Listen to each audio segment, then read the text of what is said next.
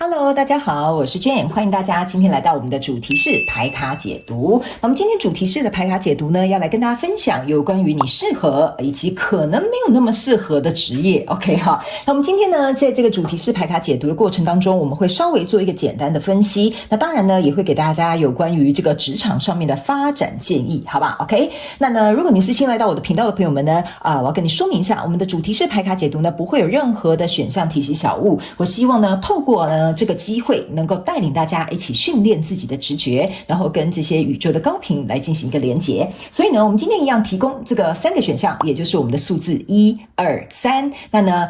当然我觉得每个人在生活以及职场上都会有这个转变，所以如果同时你觉得你想选1跟2也没有问题，请你自行截取你觉得适合你的讯息就可以了，在影片下方资讯栏都有详细的影片使用说明，好吗 ？OK， 好，那我们一样呢，在一开始的同时，我会使用我的这个颂钵来为大家进行能量场上面的这个调频 ，OK。然后呢，我们今天就一起来听看看天使跟宇宙有什么样的讯息，希望透过传讯者我来告诉你，好吗 ？OK， 好，那我们就准备来进行这个调频的动作了 ，OK， 好。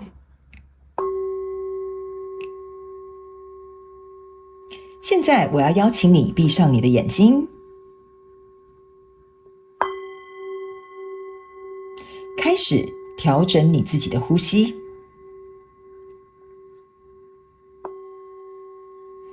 把你的心静下来，用心的去感受今天的选项数字1、2、3，哪一个数字跟你有强烈的共鸣，那就是属于你的选项。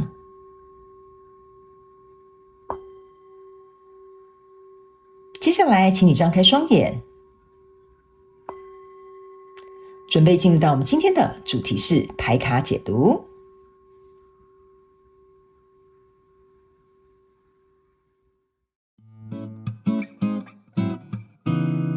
Hello， 大家好，我是 Jane， 非常感谢所有愿意在影片下方留言反馈以及按赞分享的观众朋友们，因为有你们的支持，才会有我的存在。所以如果呢，你还想要收听更多不同多元丰富的精彩内容，请你一起来收听我的主题广播节目，以及订阅我的电子报，就会收到最新的第一手消息。那如果呢，你还有其他的问题，也欢迎你点开影片下方的资讯栏，就可以找到所需要的答案。接下来就让我们一起来收看今天精彩的影片内容吧。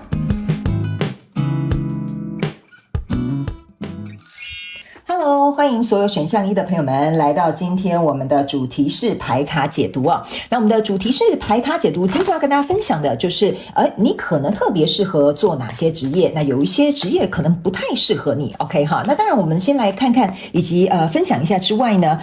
我们也会来给大家有关于你职场或者是职涯上面的发展建议，好不好 ？OK。那呢，如果就如同我开场有跟大家说明的哈，就是说，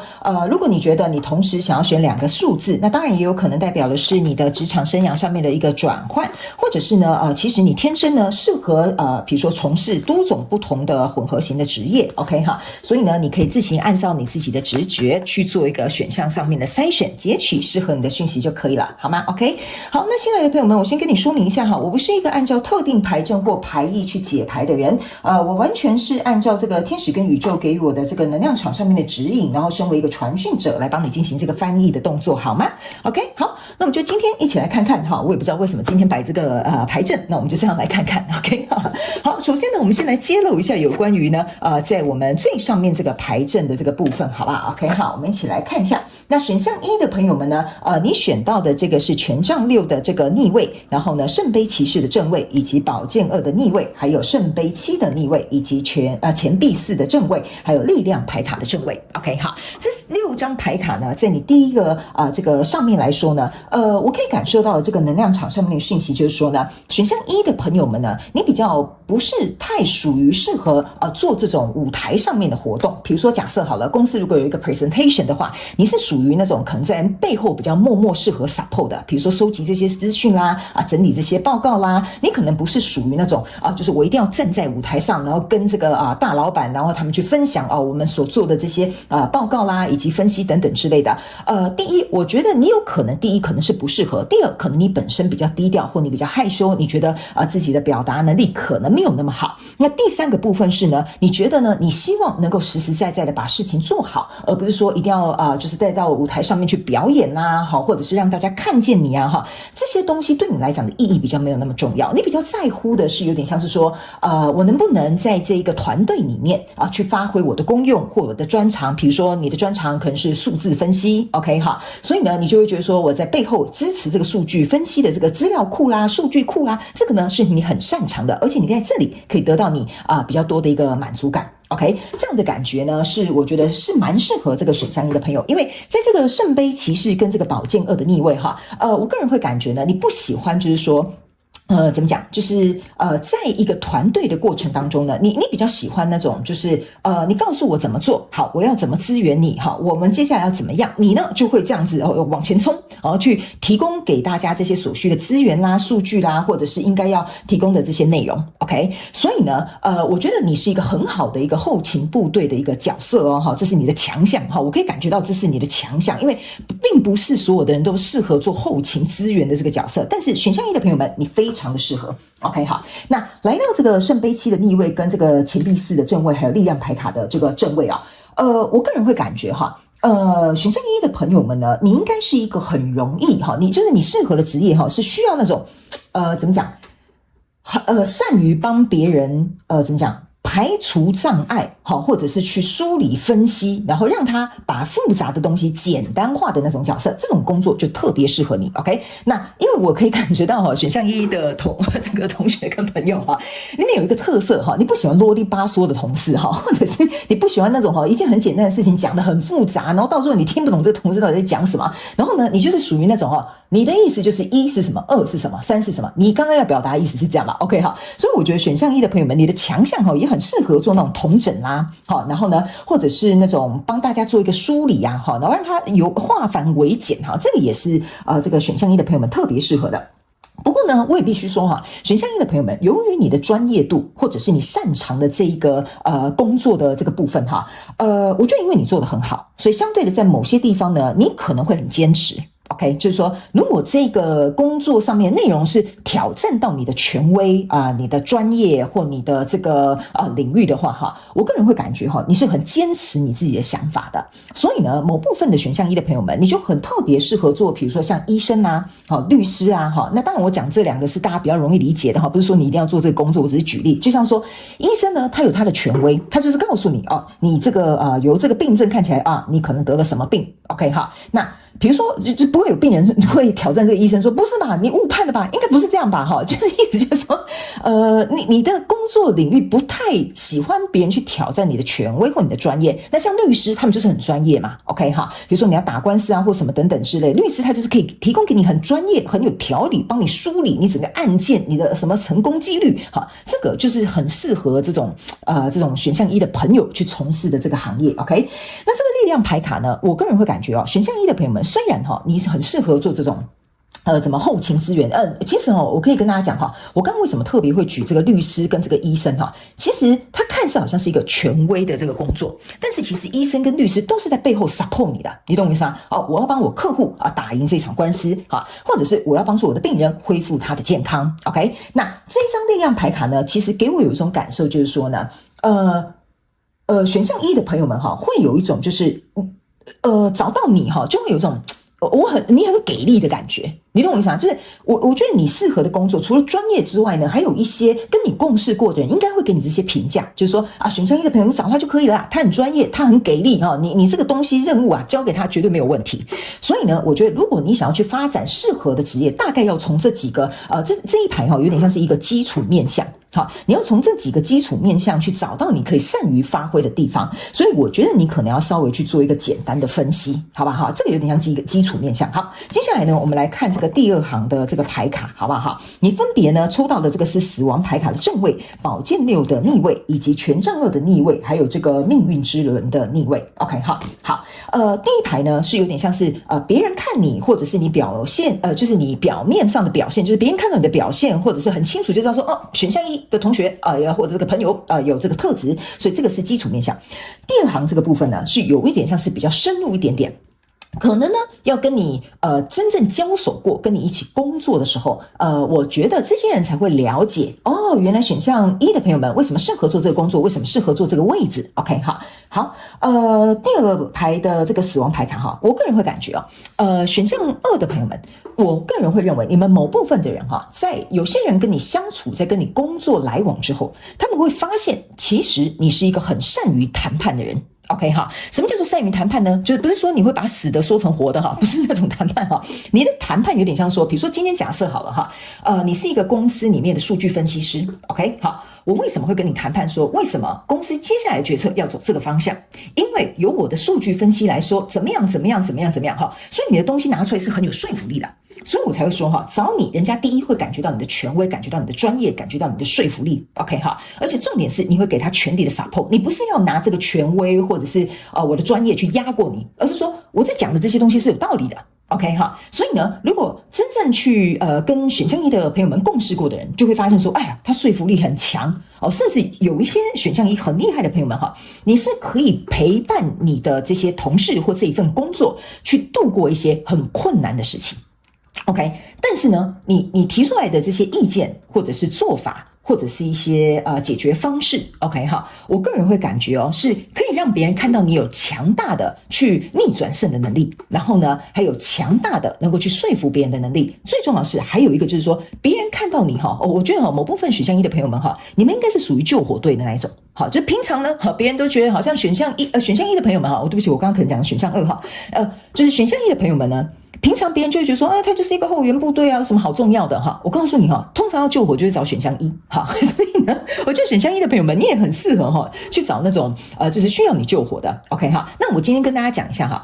我今天不会去直接讲出一个说什么你很适合当消防员，你很适合当护士我不会跟你去分析这个你适合或不适合，但是我会把你的强项跟你适合发展的地方告诉你。那相对的反过来就是你可能比较没有那么适合 OK， 比如说站在舞台上可能就是不是你那么适合的工作，所以我刚刚会说你会是一个很好的后勤部队，所以你们要自行灵活运用这些讯息好吗 OK 来到我的频道我常常有一个 slogan， 就是要灵活运用妈妈生给我们的大脑，好吧 OK， 这边呢就稍微跟新来的朋友们交代一下 OK 好，那呢我觉得呢选项二的朋友是跟你交手对不起，我又讲到选项二不好意思新来的朋友我再解释一下好不好我有发现我刚刚一直不断讲到这个选项二，所以如果假设你心里有一点觉得说你想去看选项二，你就去看吧，因为我觉得那边可能也有适合选项一朋友的讯息 OK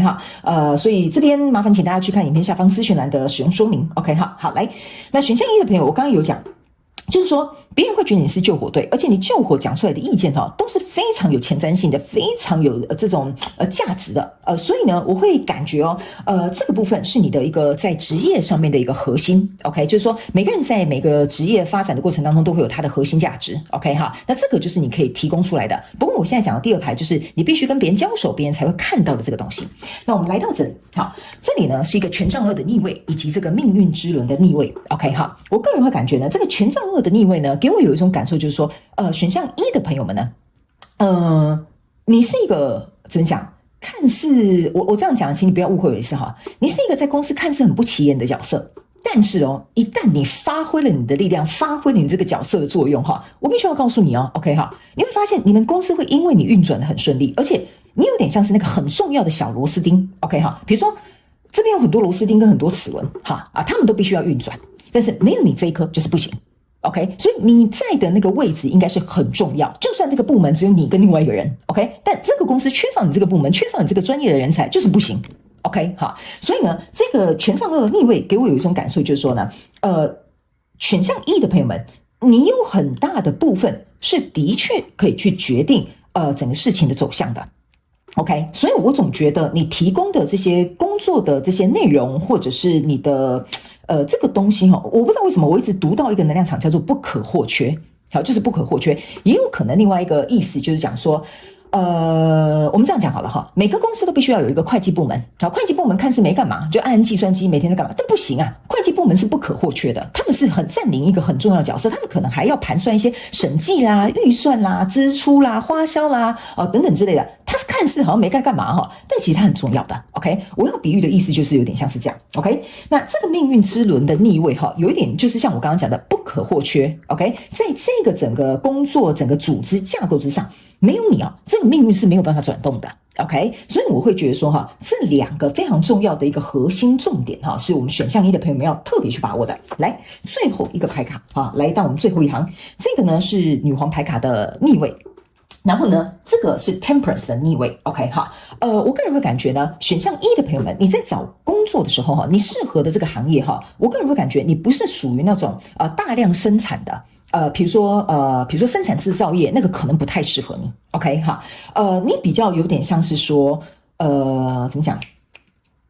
生产的相反就是不生产我在想要用什么形容词比较好，就有点像是说你是在发挥你的功用跟功能。跟生产或比如说拼业绩这种比较没有什么太大关联 ，OK 等于是说，就像我刚刚讲的，你是那个齿轮当中的一个很重要的小螺丝钉 ，OK， 但是你可能不是偏向于生产或制造或业绩这一块 ，OK 那这个女皇牌卡呢，特别也要提醒某部分选项一的朋友们如果呢你是很想赚钱的 ，OK， 然后你就会觉得说我去当业务就可以赚到很多钱我觉得这不一定适合你这不一定适合你，你可能要去思考一下。你去找的工作的这个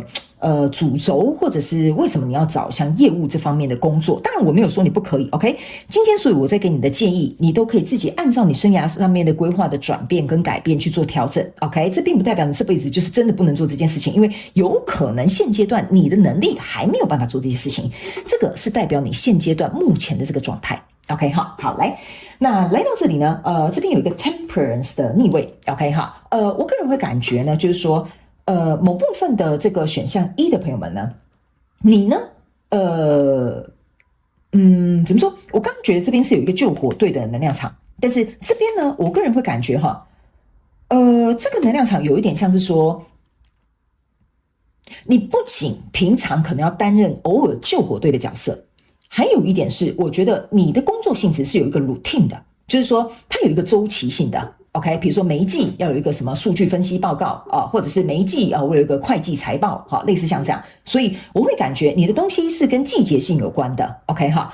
或者是比如说假设我们这样讲好了，还有什么东西是跟季节性有关的，然后麻烦大家去思考一下，对照一下你自己的这个行业，或者是你想从事的行业别，好吗因为我感觉你这个是很规律的，必须要不断的去提出你的专业，提出你的报告，提出你的这个想法的一个位置。OK， 所以这个也有可能代表说你的这个部门可能是需要每一季都要开一个季会或者是每一年度可能需要做一个什么样的晨报，这个呢就是蛮适合这个选项一的朋友们，好吗？好来，接下来呢我们来看一下哪一个行业或哪一个职业，或者是在这个职业当中呢，你觉得什么东西会可能不太适合你，然后呢你可能要特别注意的，我们一起来看一下好不好？ OK 请稍等我一下因为这个牌我也是要现场帮你抽出来。 OK 好行，我们来看一下好的等我一下好，我这边有一些额外的讯息想要跟选项一的朋友们说明一下选项一的朋友们，我个人会感觉你呢在找工作的时候，或在从事一份职业的时候你不能我要怎么讲呢？我讲一下用什么形容词跟你说比较恰当一点点。有一点像是说呢，我这样讲好了，比如说我刚刚有讲，你很认真的在帮这整个部门做这些财务报告分析，但是上去呢最后报告的人不是你。OK， 那这个时候大老板或其他的这些就是头看到就说我觉得你报告的很好你们这个部门表现得很棒，很像这个人就是这些大老板好像是在夸奖这个就是上台去报告的这个人。我觉得某部分选项一的朋友们，你的心态呢必须要能够是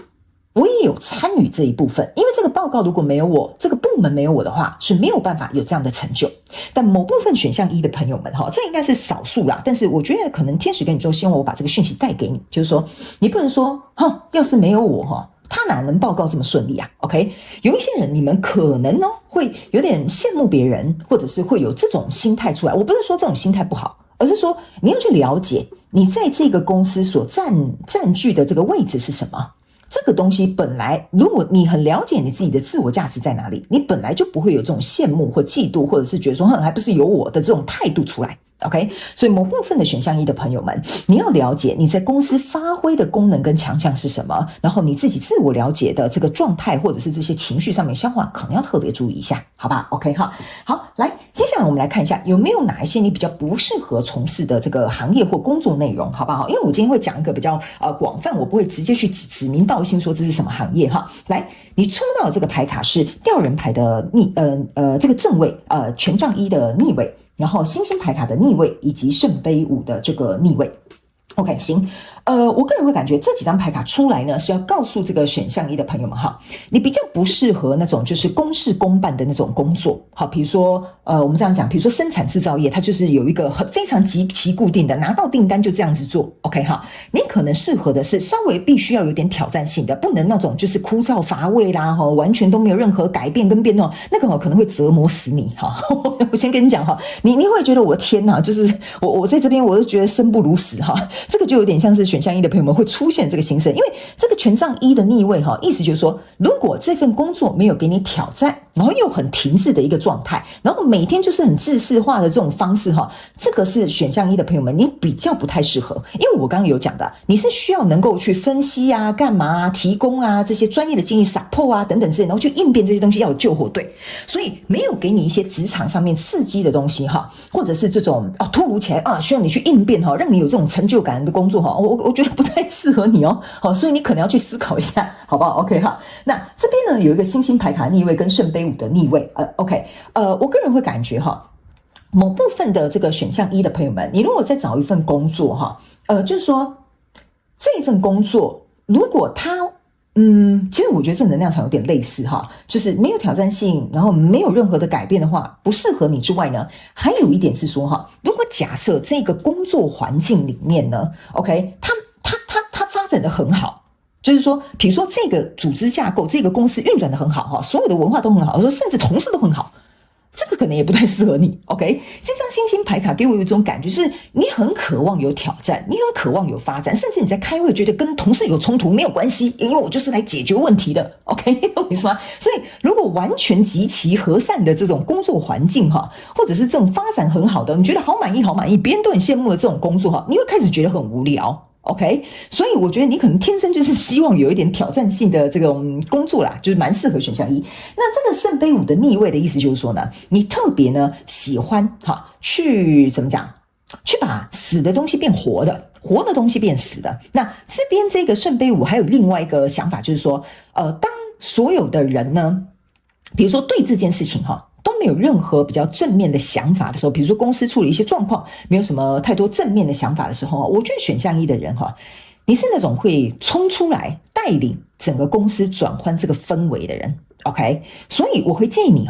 我总觉得你很像一个拯救者。OK 哈，所以你可能真的蛮适合去做拯救或整顿这整个公司上面的这种职业。OK， 所以什么很固定、很自私、很无聊同事没什么挑战性的或者是整个公司制度发展很好的，可能不太适合你，好不好 ？OK 哈，那我知道很多人会疑惑说，公司发展制度为什么很好，为什么我不喜欢？真的有人会不喜欢的，他喜欢跟着公司一起成长，或者是由小成长到大。OK 哈，那种已经很稳固、很稳定的反而呢，我觉得就不太适合选项一的朋友们，你有点像是一个打前锋的一个战士。OK 哈，我这样形容你可能就懂了。你比较不适合那种去什么养老机构，然后坐在那边等着上班打卡，下班也打卡那种，就不适合选项一啦。OK 哈，好，那来到这个比较中心核心的这个部分这边是一个宝剑国王，然后呢这边是一个力量牌卡的逆位。OK 哈，这两张牌卡我刚刚有讲，你抽到一个正位，一个逆位这边我跟你解释一下，这个是别人跟你交手之后才知道的 OK 的一些内容。OK。宝剑国王的正位呢，象征的就是说呢，这个选项一的朋友们，你是很有智慧的，而且很快速可以下决定，很清楚可以看到所有事情的这个面向的，这个就是选项一适合的。但是呢，为什么这个宝剑国王会坐在这边呢？说跟你不适合的这个行业有关。这边还有一张好，来就有两张还有这一张是这个魔术师。OK 意思就是说呢，某部分呢，选项一的朋友们。由于你很专业，然后你可能事情也做得很好，所以你的掌控的欲望跟判断是非以及做决绝的这种果断力很强。OK 好，但是这样子的话会造成，这个是你跟人互动的哈，第二行是你跟人互动的哈，所以这样会造成你在跟其他同事之间，或在跟其他部门合作，或跨领域，或跟你的这个客户去做一个洽谈的时候，某些时候你不太适合对外。OK， 这就是为什么我会说哈，上舞台的那个人不一定要是你。OK， 就是说你可能不太适合对外，但是你可以在对内的时候去发挥你这个控制跟果断、果决、清楚、明晰的方向。所以我觉得这个有点再次验证这个东西，就是说你对外的话，我觉得顾客关系可能不是很好，或者客人可能会吓跑哈，你就会问客人说这是什么笨的愚蠢的问题啊哈，然后就是客人就会说哎呀这个人怎么这样对我哈，所以我觉得这就不太适合选项一的朋友。但是这个如果是对内是很好的一个我觉得优势的一个地方。那来到这边有一个力量牌卡的逆位 OK 哈，意思就是说呢，你不太适合哈跟一些过分于怎么讲柔弱，或者是比如说我们这样讲嘛，就有一些同事比较优柔寡断哈，比较不承担责任，或者是比较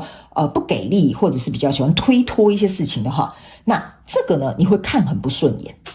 OK 好，你会看很不顺眼。OK， 你呢喜欢的那种工作环境跟这种同事之间哈，是那种我跟你都很强，我们两个来斗智的那一种。OK 哈，但是如果你遇到的是你是一只大象，它是一只小蚂蚁的话哈，你就会我跟你讲，这个叫做降维打击碾压它，你懂我意思吗？你会觉得说我的天哪，我在这个就像我刚刚前面讲的，在这个工作当中你不会有成就感，然后你会觉得拉拔这个同事你会觉得很累，你会觉得很内耗，你会觉得我的天哪，就是这种基本事情，这种 common sense 你怎么都不知道。OK， 因为你很强大，然后你又是一个魔术师，可以掌控全场，所以这样子的这种同事或者是这样子的状况，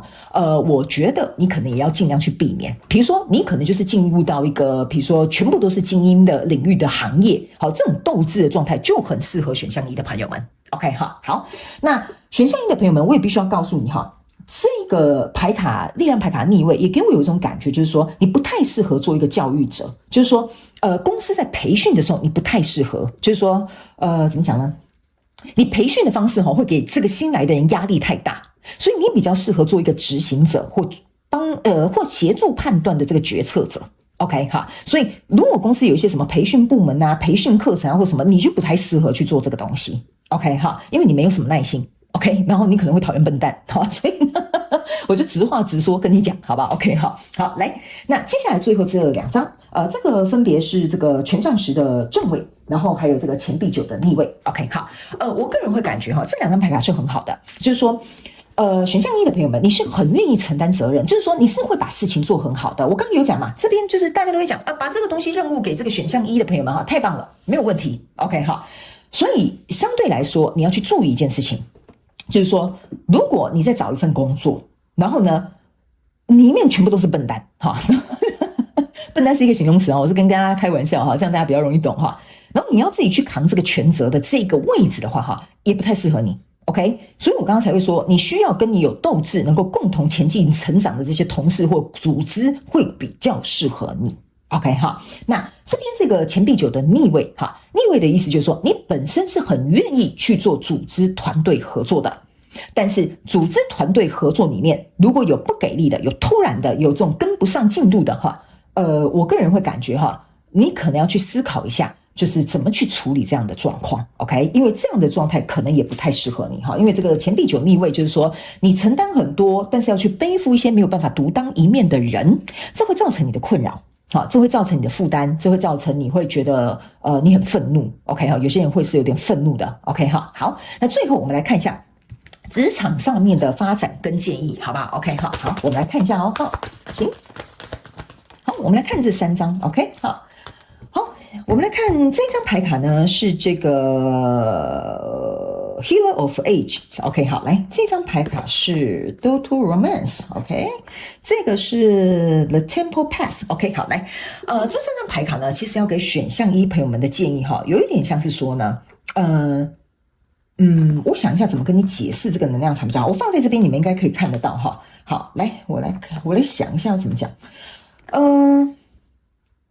这一张呢，通往这个怎么讲？通往这个寺庙或这个宫殿的这个神圣的道路哈，有一点像是说呢，选项1的朋友们，你在职场生涯上面哈，其实你应该是会得到一些不错的名声，或者是利益，或者是比如说一些成就。OK， 这个我个人会认为哈，你如果这边有发展好，然后避免掉一些雷坑的话，我个人是感觉哈，你是上得了这个台阶的。OK 哈，但是呢，这个 Temple Path 有一点像是说，就是说，我到一个寺庙里面 ，OK 哈，寺庙里面都会有一个住持嘛，对不对？或者是比如说有一个庙公嘛，哈，或者是比如说有一个这个修女或神父嘛，对不对 ？OK 哈，他们的角色通常都不是属于那一种，就是怎么讲，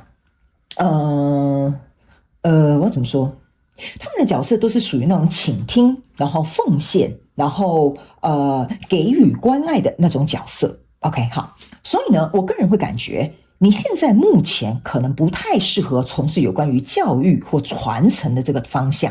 OK， 你比较适合做别人主动来问你问题的这种工作。OK， 像我刚刚有讲，律师就是这个客户有问题，他来找你 ，OK， 但你不适合去做那种主动攻击的那种工作，比如说业务这种就是主动攻击，我要去拓展业绩，我要去抢人的这种，就可能比较不太适合你 ，OK。但是呢，我也会跟你一个职场上面发展的建议，就是说，你终究最终会走到一个我觉得蛮高的一个层次。但是在那个时候呢，因为我觉得你的磨练够了，那个时候你就蛮适合做一个教育者的角色或传承的角色。不过这个应该是要你稍微有点年纪之后，大概呢，我个人会感觉哈，如果你现在大概是在30出头，那可能还不太适合。这个呢，可能差不多在你40到45岁左右的时候，我觉得这张牌卡能量场就有点像是这样，你就可以开始往下去发展，由上往下去发展，就是协助下面的人。OK 哈，然后呢，这张牌卡呢，其实是要告诉这个选项1的朋友们哈。你呢，在找一些职场生涯上面的这些工作的时候哈，你必须一定要能够热爱你的专长、跟你的才能、跟你的天赋。OK 哈，有一些人是无所谓的，我得过且过，我打卡上班下班领到钱就可以了。的确有些人是这样子的，但你不行，你是属于工作是你的自我价值的来源。OK， 所以你必须要去找到一个就是怎么讲，你做这件事情你会很开心、很快乐、很有成就感，每天很有动力的，那这个才会比较适合你。所以如果你觉得你现在职场上面呢，有一点停滞啦，找不到方向啦，我个人会感觉你可以去找一些职场生涯规划师，或者是去做一些什么职场生涯的一些分析哈。我觉得现在市面上都有很多这种工具啦，或者是这种类型的顾问可以协助你。我觉得你呢，可以去试着去找看看，因为这个打开这个Door to Romance， 就是说找到一个可以帮助你的人，或者是去找到你热爱的那个职业。所以如果现在你觉得你的这个状况不太适合你，我觉得你应该要做这些改变的动作。OK， 好，那这张牌卡呢 ，Healer of Ages，OK， 好。我个人会感觉，为什么我刚刚会说，你大概在40到45岁以后，甚至在50到50岁之后，你会更来到一个巅峰的时候，就是说，你的这个专业是需要，第一是需要时间去累积的。OK 你是属于厚积薄发型的 OK 哈，厚积薄发是这样用吗？好，反正 anyway 你是属于要累积这个经验这样子的 OK， 所以现在如果你对于你职场发展你觉得看不到什么成果啊，好像不了解什么未来或者是为什么现在只能这样，那我必须要告诉你你这东西本来就是属于累积型的东西，所以你现在看不到，比如说你很年轻，你才20出头岁的话，那你是没有办法来到像我刚刚讲的这种40到45岁这种登峰造极的这种阶段。所以呢，我觉得选项1的朋友们很适合专精去投入1个或2个你很强的这种职场生涯的这个天赋 OK， 这个会协助你在发展的过程当中会比较顺遂一点点。OK 哈，因为有的人他是可以多工发展，但有的人他适合专注在1项或2项去做一个发展，好吧 ？OK， 所以这大概呢是我会给选项1的朋友们有关于你可能比较适合或不适合的哪些职业的内容以及一些概况，好不好？希望呢可以帮这个选项1的朋友们带来一点帮助，也希望其中有1-2句话可以帮助到你，这个就是我成立这个频道的初心。OK 哈。好了，那也非常感谢选项1的朋友们来收看我的影片，然后也希望你会喜欢，那我们就下一集再见咯，拜拜。Hello， 选项2的朋友们，大家好。那今天呢，我们的主题是牌卡解读呢，要来跟大家分享一下有关于呢，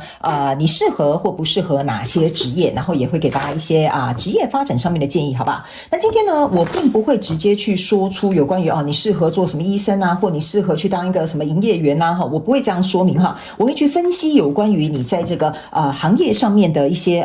优势，或者是你必须要去注意的地方 ，OK 哈。然后呢，我们要大家灵活运用用这些讯息的内容，好吗？然后也可以跟你现在的职场生涯去做一个对照。那呢，如果就像我说的，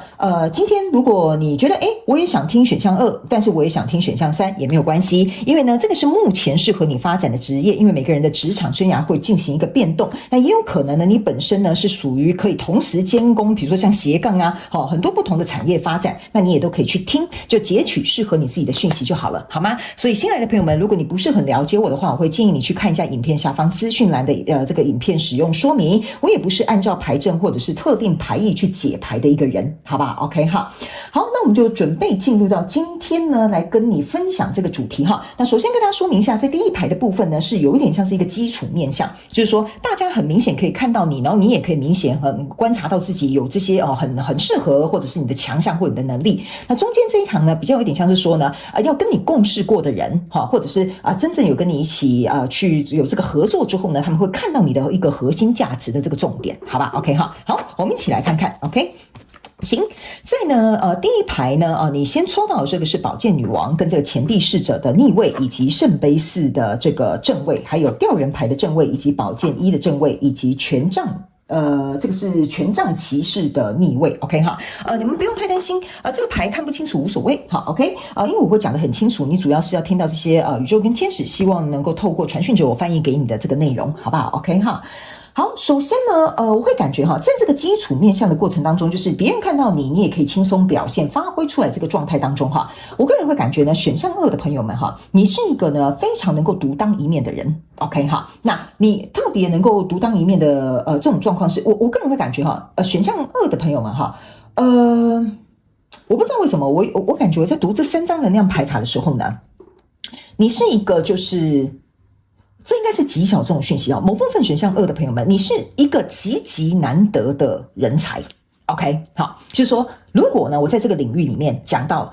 比如说我在这个行业里面哈，别人第一个想到就会是你，好，这个应该是小众选项2的人 ，OK， 所以在这个过程当中呢，我觉得是有很多人会主动想要来跟你找你合作的，或者是比如说想要来挖角你的 ，OK， 好，所以你应该在你自己的行业里面算是一个佼佼者，好，我可以感觉得出来 ，OK， 好，某部分大概5到10%左右的选项2的朋友们是这样子哈，那我不是说其他剩下的那些人都没有用哈，请大家不要误会我的意思哈，我就是把所有在这个能量场里面都必须，我希望照顾每个人 ，OK。所以呢，我会尽可能把这些讯息都提出来，那请你们筛选适合你们自己的讯息就好了 ，OK 哈，好。然后呢，我觉得选项2的朋友们，你很适合做的行业就是你不需要去巴结别人 ，OK 哈，就是说你不需要挨家挨户的去拜访，说今天有没有想要订阅我们家的这个什么羊奶啊哈。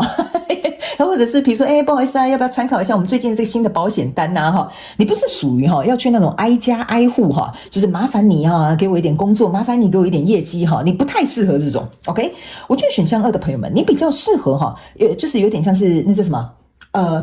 靠口碑 ，OK， 就是你的工作可能是要靠口碑型的那一种 ，OK， 那所以我会觉得你比较适合的工作就是说，你必须要在你的行业里面做到有口皆碑，所以别人自然会帮你介绍一些工作啦、案子啊，或者是这种合作的这种机会啊。那某部分选项2的朋友们你是属于那种接案形式的人，就是说你可能是自由接案者。好，或者是你本身是一个不需要有一个，我甚至可以感觉你可能不需要有一个固定办公的地方，你是可以远端工作的人这个有可能是在选项2的朋友们。那呢，在远端工作的同时呢，我觉得反而也会帮助你去，如果你是这一派的人反而也会帮助你去扩展到更多不同国家或者是跨领域的一些这些机会会来到你的生活当中 ，OK 哈。所以呢，我觉得选项2的朋友们有一种就是坐在那里就是工作机会就会来 ，OK 哈。但是呢，前提是我先讲好，不是你真的坐在那边工作就会来前提是就像我刚刚讲的，你是有累积你的实力的，你在这个领域行业你是很专业，你是很专精的 ，OK。然后呢，我觉得选项2的朋友们我觉得很特别的一件事情就是，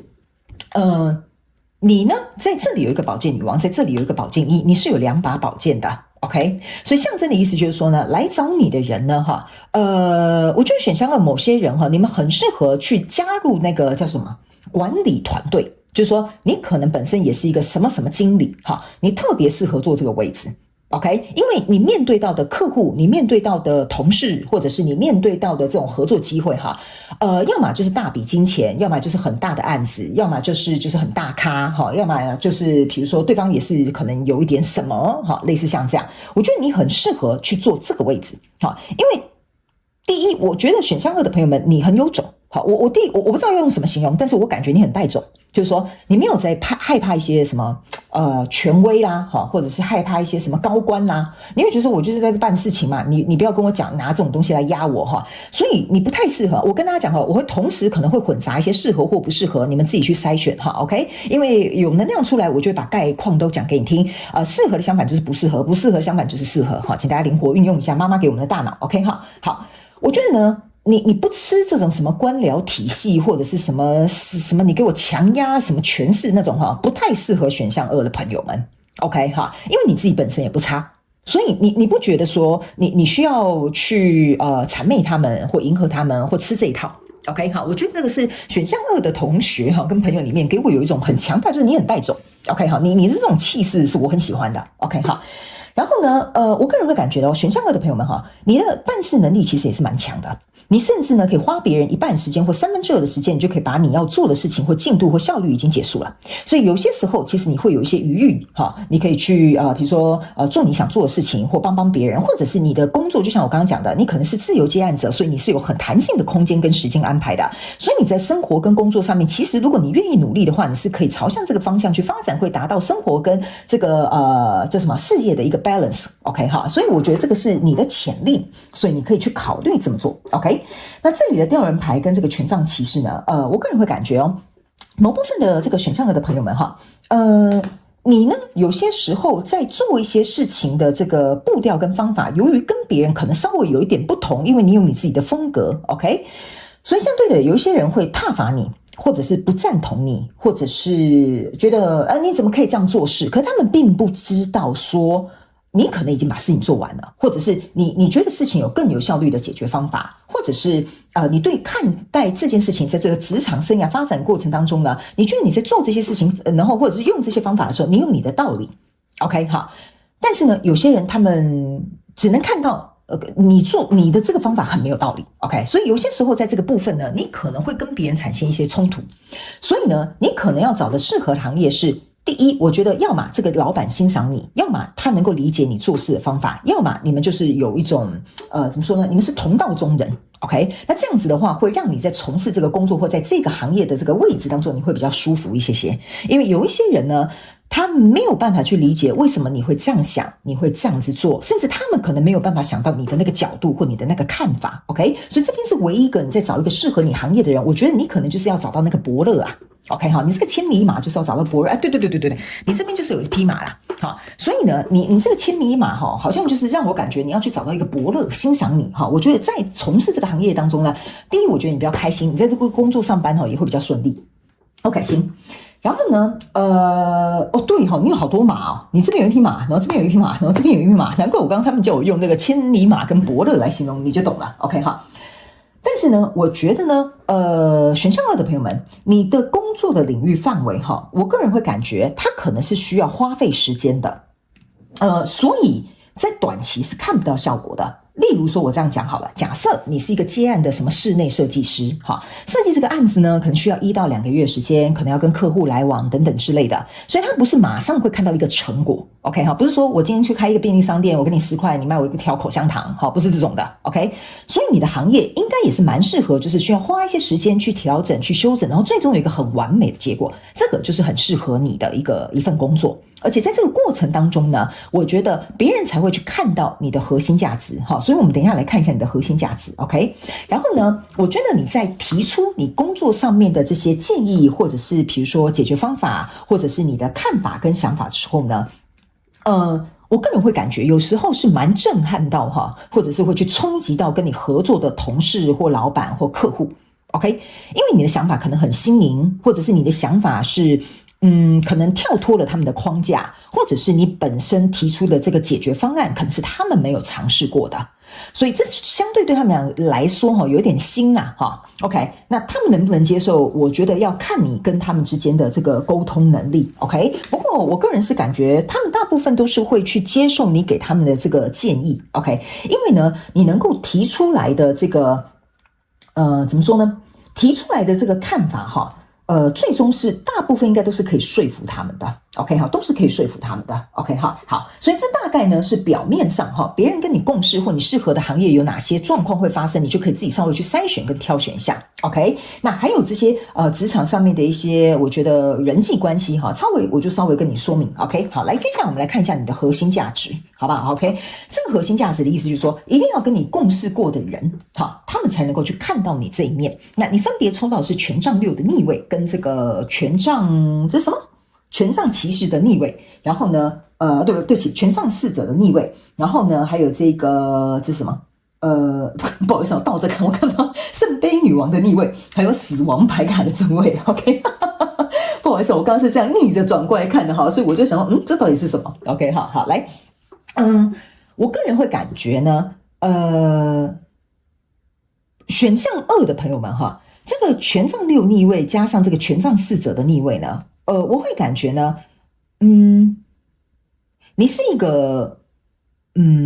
我不解释，我就让证据说话，我就让你自己去看看吧，哈，这个是要跟你合作的人。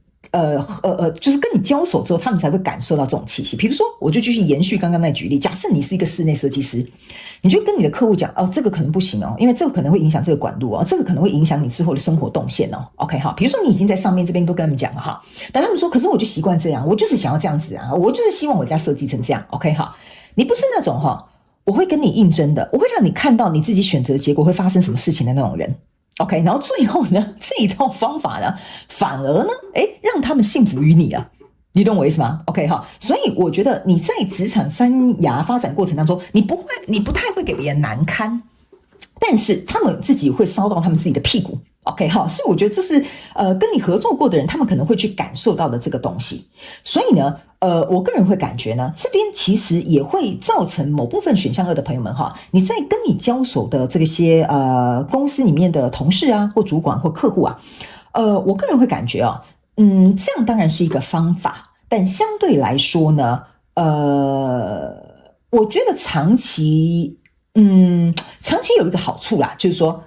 比如说他帮你介绍另外一个客户，那他就会跟他那个朋友讲，你一定要听选项2朋友们的那个建议哦，哈。上次我就是没有听他讲哈，然后结果就怎么样哈，所以他真的很专业哈。OK， 当然这会有一个好的效应 ，OK， 但不好的效应哈，会有点像说你可能会跟你交手的这些人会有一些就是争执会出现。OK， 我必须说哈，选项2的朋友们哈，你就是因为很带种，然后你的个性很特别，所以你有一种艺术家的气息哈，或者是一种我跟你不争不讲的气息，但是我一定会赢的那种感觉哈。所以呢，有些时候有些人跟你在交手的时候呢，就会有一种觉得你好像很自以为，所以这个部分呢，我觉得你这一部分的这个锐角啊，可能要稍微修整一下。那我也会提醒你，就是说你在这边呢，可以稍微再度提醒一下这些跟你交手的人，告诉他说，我可是已经给你我专业的意见了哦，那到时候我可是按照你这样子的方式去做哦，哈。那这边有一个讯息是要提醒选项2的朋友们，这就是为什么我会觉得，如果你本身是一个自由接案者的话呢，你要特别去注意有关于合约上面的内容。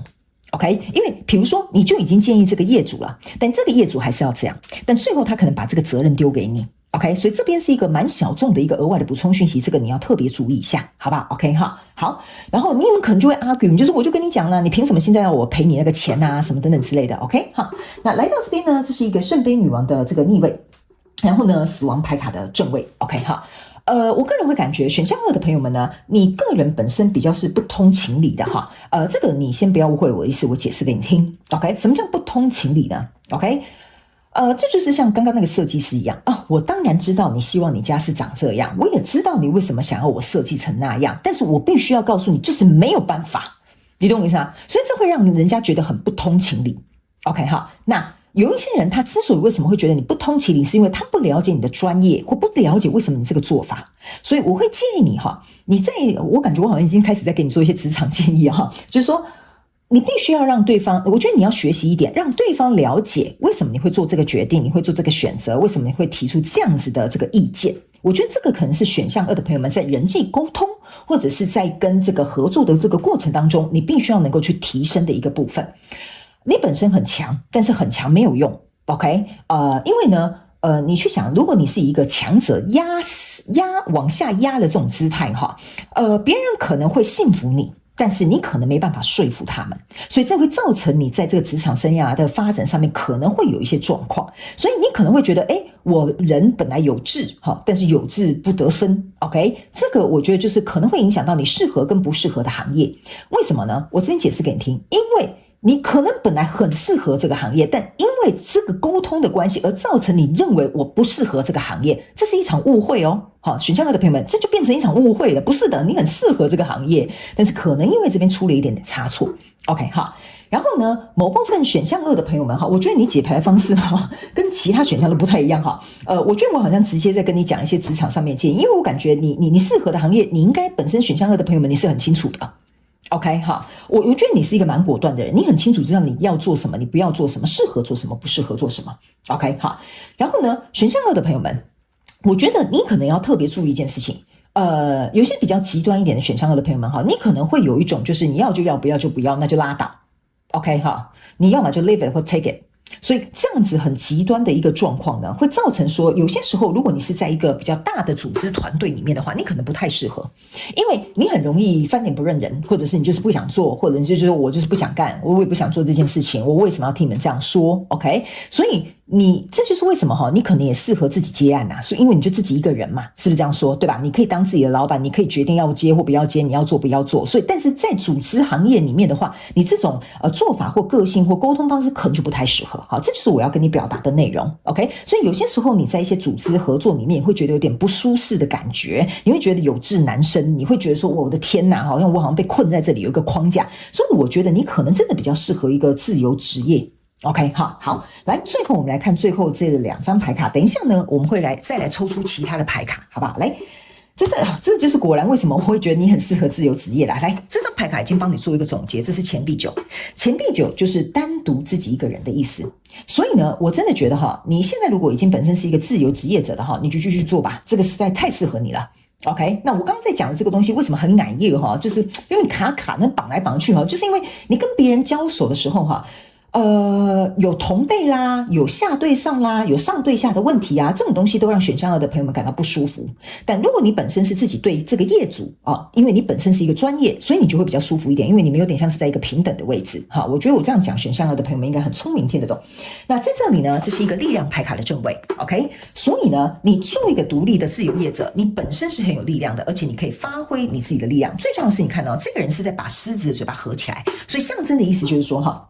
第一，如果你本身在这个工作的这个领域范围，如果遇到一些狮子大开口的人就是说很爱炫耀、很爱自负或什么，你是绝对可以把他们压到底的，就是你有能力的 OK。 第二，如果你本身是自由职业者的话呢，我个人会感觉你的业主或者是什么，他们会渐渐的，因为你的口碑嘛，口耳相传，他们会渐渐非常非常相信你的专业，非常非常相信你的推荐，非常相信你的这些建议 OK 好，但是这个是需要时间去做一个累积的，好吧 OK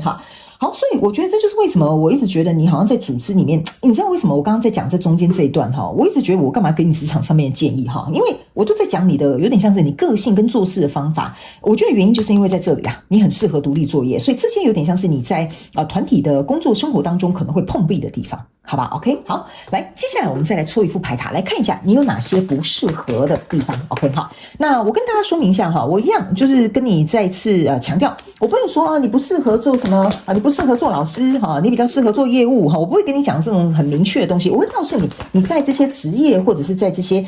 就是生涯的这个领域范围之内，你有什么要注意的事情。那我觉得相对的你就可以能够去做一个筛选，好吧，你就可以去做一个筛选，我觉得这样子比较能够给你一个比较 big picture， 比较一个大画面，然后从整体去做一个考量，好不好 OK 好，等我一下等一下最后我还是一样会帮你抽出你的这个职涯发展的这个建议，好吗？不用担心好，来我们来看一下OK， 首先呢，在最上排也就是表面大家看到你以及你可以轻易展现出来的部分，你抽到是宝剑8的这个正位，跟这个钱币骑士的逆位，还有这个权杖4的正位，以及这个 judgment 的逆位 OK 好，来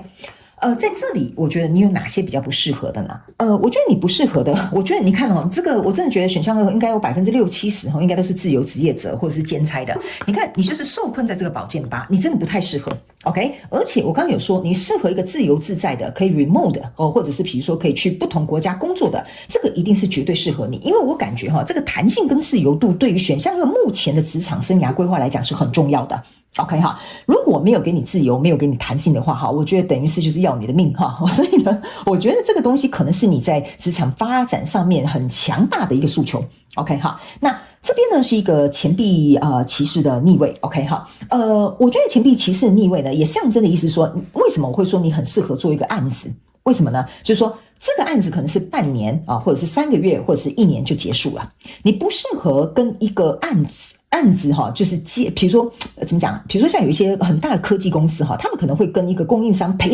养长期这种什么3-5年的供应链关系你就不太适合。你喜欢换来换去，然后接受不一样的东西。OK 好，所以我个人会感觉如果一个案子超过大概1年到2年左右的时间选项2的朋友们就会开始有点觉得我好像又被困住了，所以这个可能就是不适合你的职场生涯的这个建议。OK 还有一种我简单举一个例好了，比如说假设好了你是做这个美妆行业好了，那现在很流行比如说这个颜色的眼影你就会在这一段时间就比如说就一直卖这个颜色的眼影。 OK， 但是这个颜色的眼影不会一直跟着潮流什么1年2年都流行这样的服饰或这样的眼影的颜色。 OK， 所以这种有变动的东西很适合这个选项2的朋友，因为这会给你一种新鲜感，会给你一种自由度会给你一种哇我好像接触到很多东西，这种会让你很快乐。OK 哈，所以我就稍微跟你讲一下为什么这个可能不适合你，那个可能适合你。那来到这边呢，这个是一个权杖4跟一个 judgment。 OK 哈，judgment 逆位呢给我感觉这个选项2的朋友们就是说你的这个东西呢我觉得你在从事的这个东西我这样讲不知道你懂不懂是一个很主观的东西。比如说假设你是一个艺术家，你画出来的东西就是很主观，我想要透过我的画去表达我的心理的什么的方式或艺术的美感。 OK， 所以你的东西呢出来之后呢，非常有可能会被别人评断好坏，但是不是由你来决定的。就是说你这个房子设计成这样，有的人会觉得说好时尚，有的人会觉得说我的天哪也太奇怪了吧，怎么长这个形状。 OK 哈，所以各式各样的批评都有。 OK， 所以你的工作有可能是创造出来或者做这件事情的时候会有很多不同观点的看法，但是都是他们自己个别的主观。 OK， 这种工作可能呢就是适合你，但是相对你来说，你可能要去思考一件事情，为什么这个权杖4会站在这个 judgment 的旁边意思就是说你自己本身心态要够稳固。OK， 好，你心态要够稳固。比如说你是一个艺术家，有人觉得说你这个艺术家雕塑好美但有人说好丑这什么烂东西OK， 所以呢你本身自己的心态要能够够稳定，或者是情绪够足，或者是你了解你要表达的东西是什么，但是你不在乎别人的眼光的话呢，这种工作就很适合你。但如果你本身很在乎别人的眼光，或这个东西会有很多负面的批判，或者是别人的看法或批评的话，那个工作可能就不太适合你。好不好 ？OK 哈，所以呢，我觉得这个是有点像是要搭配你自己心里目前的这个状态跟强度然后去做一个筛选。那来到中间这个就是核心的部分是这个宝剑7的正位跟这个命运之轮的正位。OK 哈，宝剑7的正位其实你可以看你这边是一个宝剑7，这边是一个宝剑8。OK， 那宝剑8走到宝剑7是往下走的。OK， 那这边还有一个宝剑3逆位其实这个宝剑3加上宝剑7象征的是宝剑10，中间少一个东西叫做宝剑9。OK 哈，我个人会感觉某部分选项2的朋友们，你们不太适合做那种会让你很焦虑的工作。比如说是有什么 deadline 啦有什么明天要交稿啦有什么一定要怎么样什么标准 SOP 流程这种就是选项2的朋友我跟你讲你会脚底抹油就跟他一样，就赶快跑。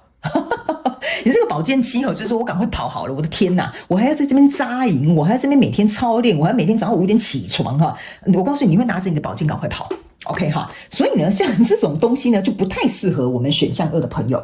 然后呢还有一件事情就是说呢选项2的朋友们，你不适合跟什么样的人合作这个选项7呢不是这宝剑7呢地板上是有2支宝剑的，就是说不能够尊重你的专业的，不能够理解你的想法的，我们前面其实都有提到了这个都不是适合跟你合作的人或合作的机构，你一定要找到欣赏你的那个伯乐。 OK 哈，但是还有另外一种就是要言听计从的那种工作也不适合你。 OK 哈，就是说言听计从有什么工作是言听计从，就比如说什么生产线的这个这个作业员哈，他们就可能就是有固定有个模式，固定有个模式，固定有个模式，就言听计从嘛，它就是有点像我刚刚讲的 SOP 嘛，这个也不太适合你 ，OK 哈。然后或者是比如说我要叫你来加班，你就给我来加班哈，我要叫你换班，你就给我换班，这也不适合你 ，OK 哈。好，来，那命运之轮在这里 ，OK， 命运之轮说你不适合的行业是什么？就是说你去想哈，命运这种东西是很波动的，它是有很多不确定性的。但是呢，我觉得选项2的朋友们就是喜欢这种东西，你想要自己去掌控你自己的命运，这个是适合你的行业。OK， 不适合你的行业就是你被紧抓住，所以你有没有发现，其实你的能量场都是围绕在一起的？就是如果我的时间被控制住，如果我的命运被控制住，如果我连做法都要被控制住哈，这个命运之轮正位哈，象征的意思是说，那真的哈，就是把你往死里打，你会发展很受到局限，你心里会不开心，你做的也不开心，好不好？所以这些牌卡其实都是在讲，我觉得已经在前面有提到了，我就略过，就不再赘述，好不好 ？OK， 那最后这边呢是宝剑3的逆位跟钱币10的逆位 ，OK， 这就是为什么我会跟你讲，你一定很适合做自由工作，因为钱币10的逆位象征的就是说，我们是一个组织家庭，我们大家要同心协力。逆位就代表说，我们也要跟你同心协力，我想要自己一个人开心快乐就好了。OK， 所以呢，这个宝剑3的逆位象征的就是说呢，如果假设哈没有办法让你达到这样目的的，就是不行。OK 哈，我觉得你选项2的朋友们，你的能量牌卡呢，这个月主题式的这一次的这个主题式呢，我觉得你的讯息蛮直截了当，所以如果你觉得我有点在重复 repeat myself 哈，我觉得这很正常。OK， 因为你的牌卡能量场就是这样子。OK， 好，那有一些人呢，我必须要跟你说明一下。假设呢，你现在是有正职的哈，这是一个补充讯息。假设你是有正职的，但是呢，你说，可是我现在有正职啊，我没有办法离开我正职的工作，因为那也是我收入的一部分，没有关系。OK， 你可能可以有一个斜杠，这个斜杠就可以按照这样子的方式去走。OK， 甚至我可以感受到某些这个选项2的朋友们，你已经在做这个动作了，就是你已经在斜杠了，你已经在安排，你已经在做了。OK， 好，所以那个会给你在正职工作跟兼职或斜杠工作达到一个平衡。OK， 这个也是可以的，好吗 ？OK， 好，那最后我们来看一下给你职场上面发展的建议哈。这张牌卡叫 Healer of Ages。OK， 好，来选项2的朋友们，我必须要告诉你一件事情哈。我在录选项1的时候呢，我有不断的去读到选项2的能量场，所以我在选项1的部分，我可能有不小心讲到选项2，但我觉得你们的能量场有一点点微微的接近，所以如果你认为你有需要去听选项1，你就去听，好不好哈？如果你是新来的朋友们，你不了解我的话，请去看影片下方资讯栏的这个影片使用说明。OK， 有些时候我觉得必须要让你们了解，我就会提醒你们去看。如果你觉得不想看，你就不要看，好不好？我没有要勉强你的意思。OK。这张牌卡叫做 Healer of Ages， 然后这个是第2脉轮，那这个呢是这个魔术师跟这个镜子。OK， 好，来，这3张牌卡要给选项2的朋友们什么样职场上面的建议呢？首先，我觉得你跟选项1共同有这个重复的地方，就是你们的这个东西是靠口碑的。你们这个东西是靠，比如说我这样讲好了，比如说你开一个小店，卖着久了，你就有自己的客户群，甚至可以扩展哈。这种就是用时间上面去积累的东西，这个是选项2的朋友们没有办法避免的。OK 哈，或者是比如说你的口碑啦，你的这个作品啊，可能要过了很多年啊，大家才会理解说原来他在那个时候已经走在什么时尚潮流的尖端。OK 哈，所以这个呢，你必须要有耐心，你的确是需要时间，能够让别人去看到你的价值跟你的专业，好不好？那这个是第2脉轮，第2脉轮呢，这是为什么？你刚刚有一个权杖4在这边，然后我会跟你讲说，这个心态是很重要的，好，因为第一，你要成为一个自由职业者，或你要成为一个斜杠的人，或者是你想要去类似像这样类型从事这样子行业的人哈，你的第2脉轮要很稳。OK 好，那第2脉轮这张牌卡呢，就是要告诉这个选项2的朋友们哈，我个人会感觉，由于你自己本身有很多时间上面的这个充沛的弹性的安排哈，这有2个讯息。第一个，你如果本身是有正职，但是你现在在斜杠或者是安排其他的工作哈，你会有一种就是求生存的感觉，就是我想赚更多钱，我想要这个斜杠可以成功哈，那就代表说你在第2脉轮的这个部分呢不够稳固。OK， 如果你只是想为了赚钱而赚钱，你是赚不到钱的。OK， 所以你要去思考一件事情，为什么你要去做这个斜杠的这个动作 ？OK， 如果你现在是兼差兼职的话，那本身如果已经就是自由职业者的选项2的朋友们，我会告诉你哈，由于呢这种自由接案哈，有时候有一餐没一餐哦，有一道没一道的 ，OK， 所以你自己本身在这个适应这种变动性的这个过程当中哈，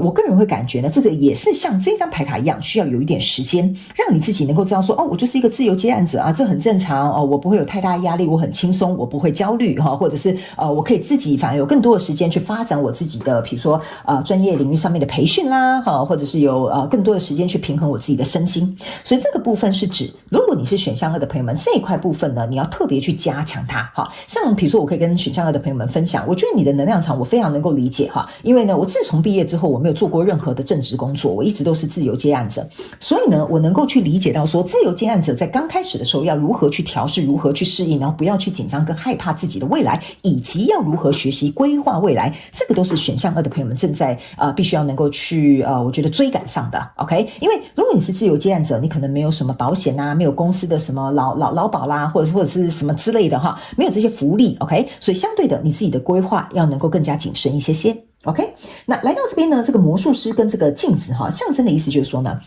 其实呢，选项2的朋友们，我个人会感觉你是非常有创意的一个人。OK 你甚至呢可以把所有你的专业发挥在你的领域当中。 OK， 但是这是一个镜子。什么叫做镜子？意思就是说你可以发挥的很有创意，但这个创意呢，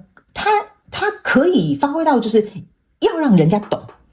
OK， 你懂我意思吗？就是说我们毕竟是在工作。OK， 比如说你是一个室内设计师，你的设计东西很先进，很潮流。然后比如说你把整个家都漆成黑色的，我就说这个很先进这是什么现在最流行的一个什么设计趋势。然后你看我把你的家设计成什么梯形不是那种正正方方的四方形所以呢你要去想一下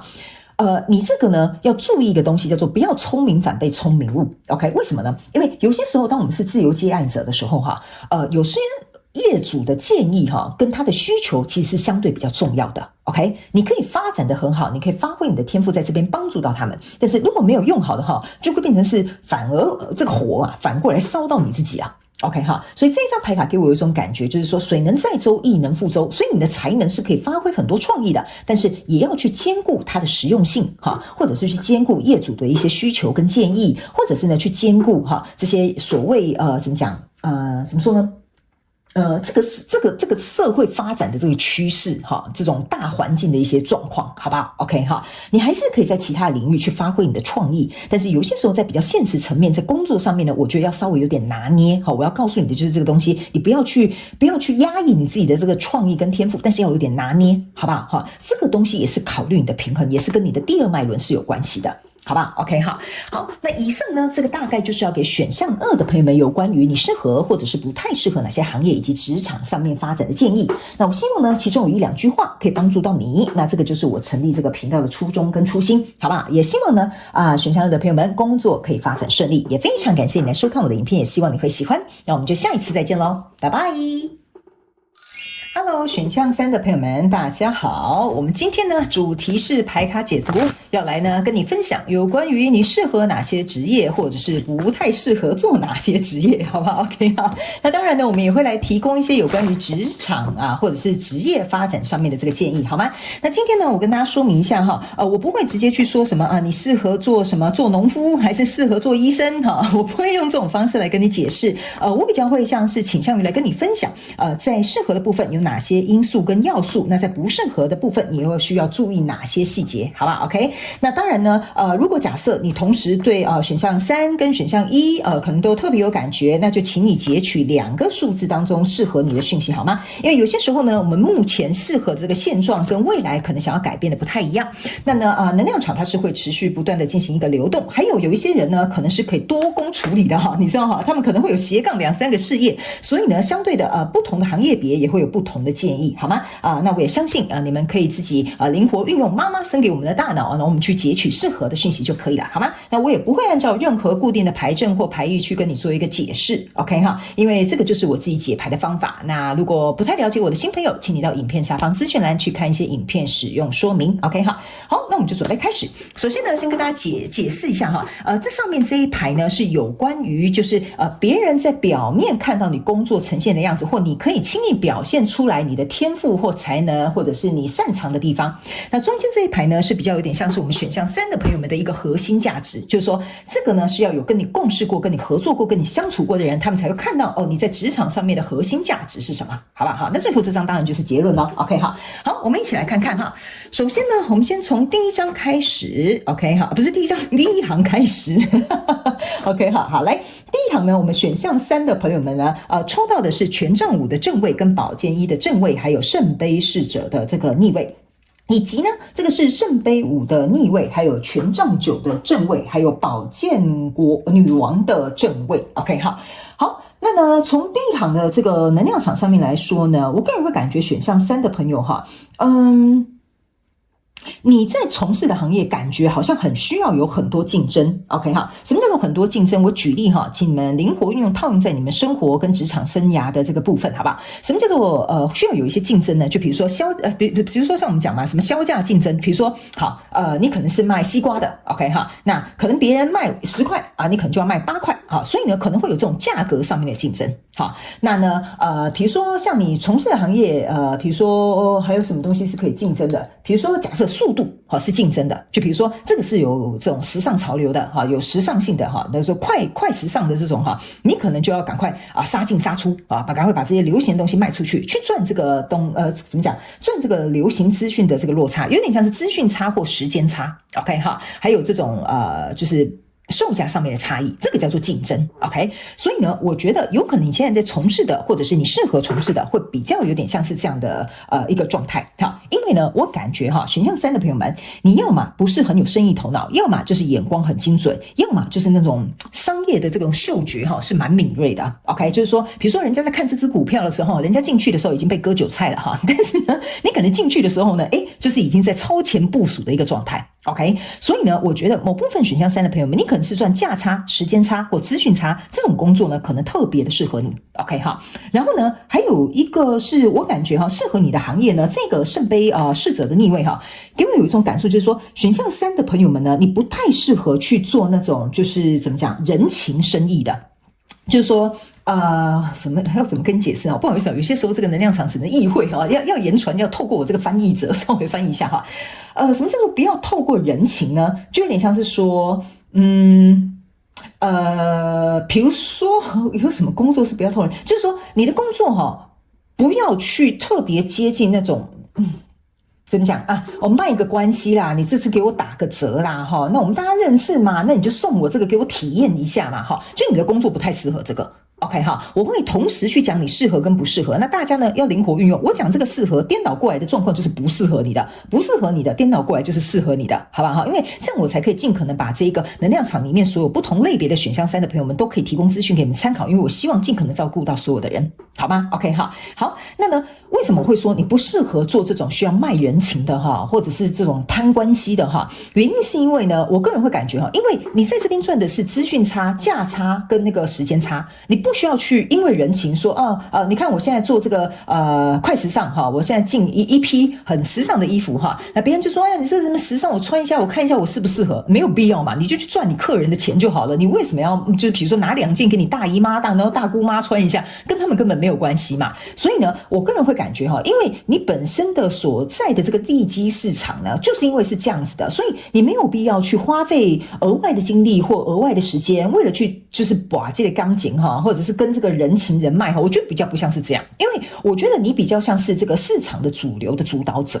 OK 就像比如说我讲一个因为我这样讲可能有的上班族可能不太懂，他们叫我举个例给上班族听。比如说假设好了你们公司呢可能是做一个电商产业的 OK， 那你可能要么做数据分析啦，你可能做市场行销啦等等之类的那你可能这个嗅觉就要很敏锐，比如说你要搭上最近的什么新闻时事，然后呢配上你们家的产品，然后呢推销出去然后就会制造这些业绩，你懂我意思吗？所以这就像我刚刚讲的时间差、资讯差跟这个销售上面的这个价差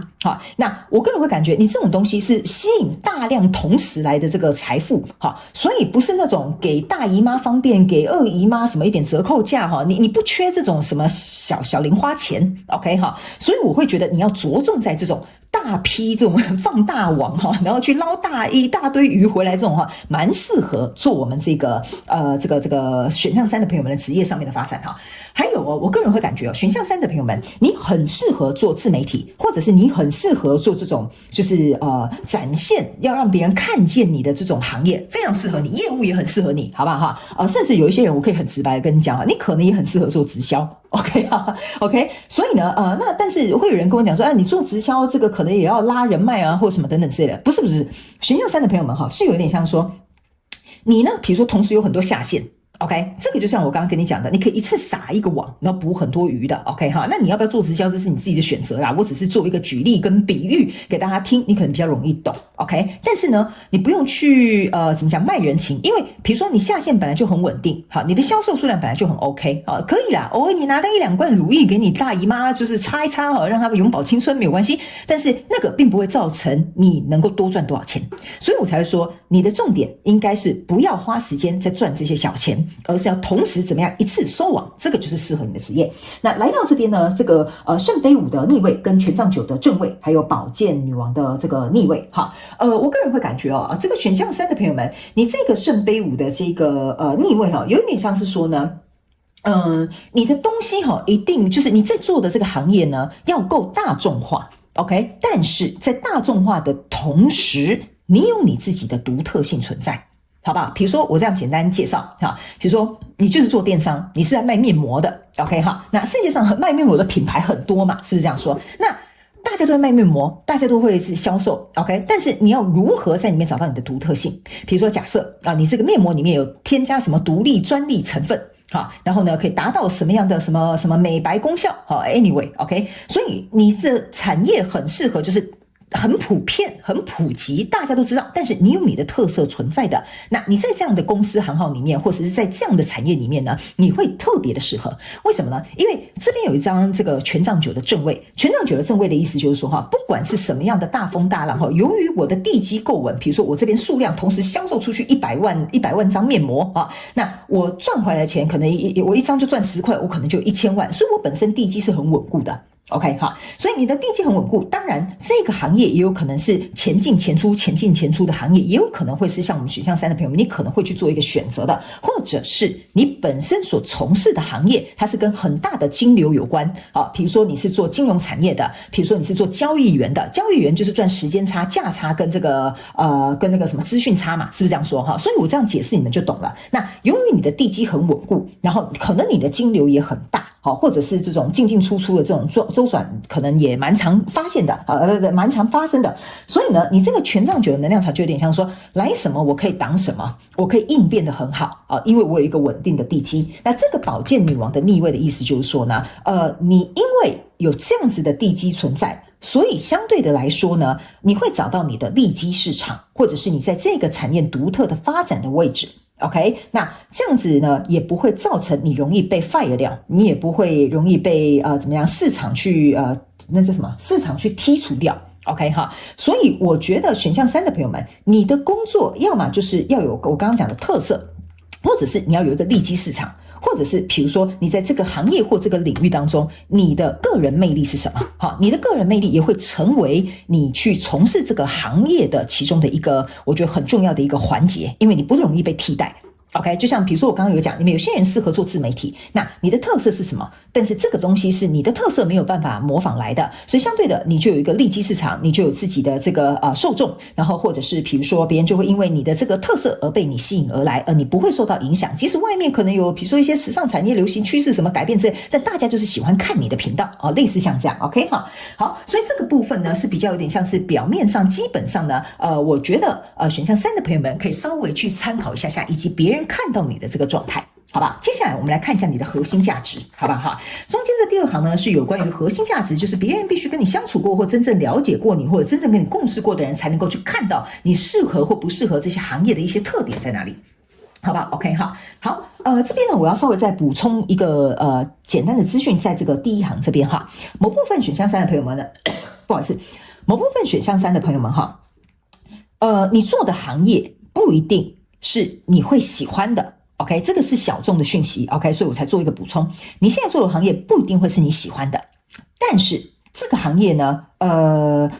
第一种类别是不会是你喜欢的，但可能会赚到很多钱 ，OK。那第2个类别的人呢，就是小众的这2个类别另外一个呢是你很喜欢的 ，OK， 但是可能会有点辛苦，不过也会让你赚到钱，但是你是甘之如饴的。OK， 那这个部分你再去加上我刚刚跟你分析的几个你的优势，或者是你要避免的，或者是比如说你的强项的哈，你把它加进去，那你可以去对照一下你现在自己的职场的规划，或者是你正在找工作这个内容有没有这几点 OK， 然后你也可以自己去筛选一下你是哪一派的这个选项3 OK。 好，那我们回归到这个中间这一个你的核心价值在职业上面会怎么样去呈现出来呢哈？这边呢是一个魔术师，这边是一个权杖8正位哦，而且你第二张牌卡呢第二行牌卡呢全部都是正位哦，这边是权钱币7跟这个宝剑6。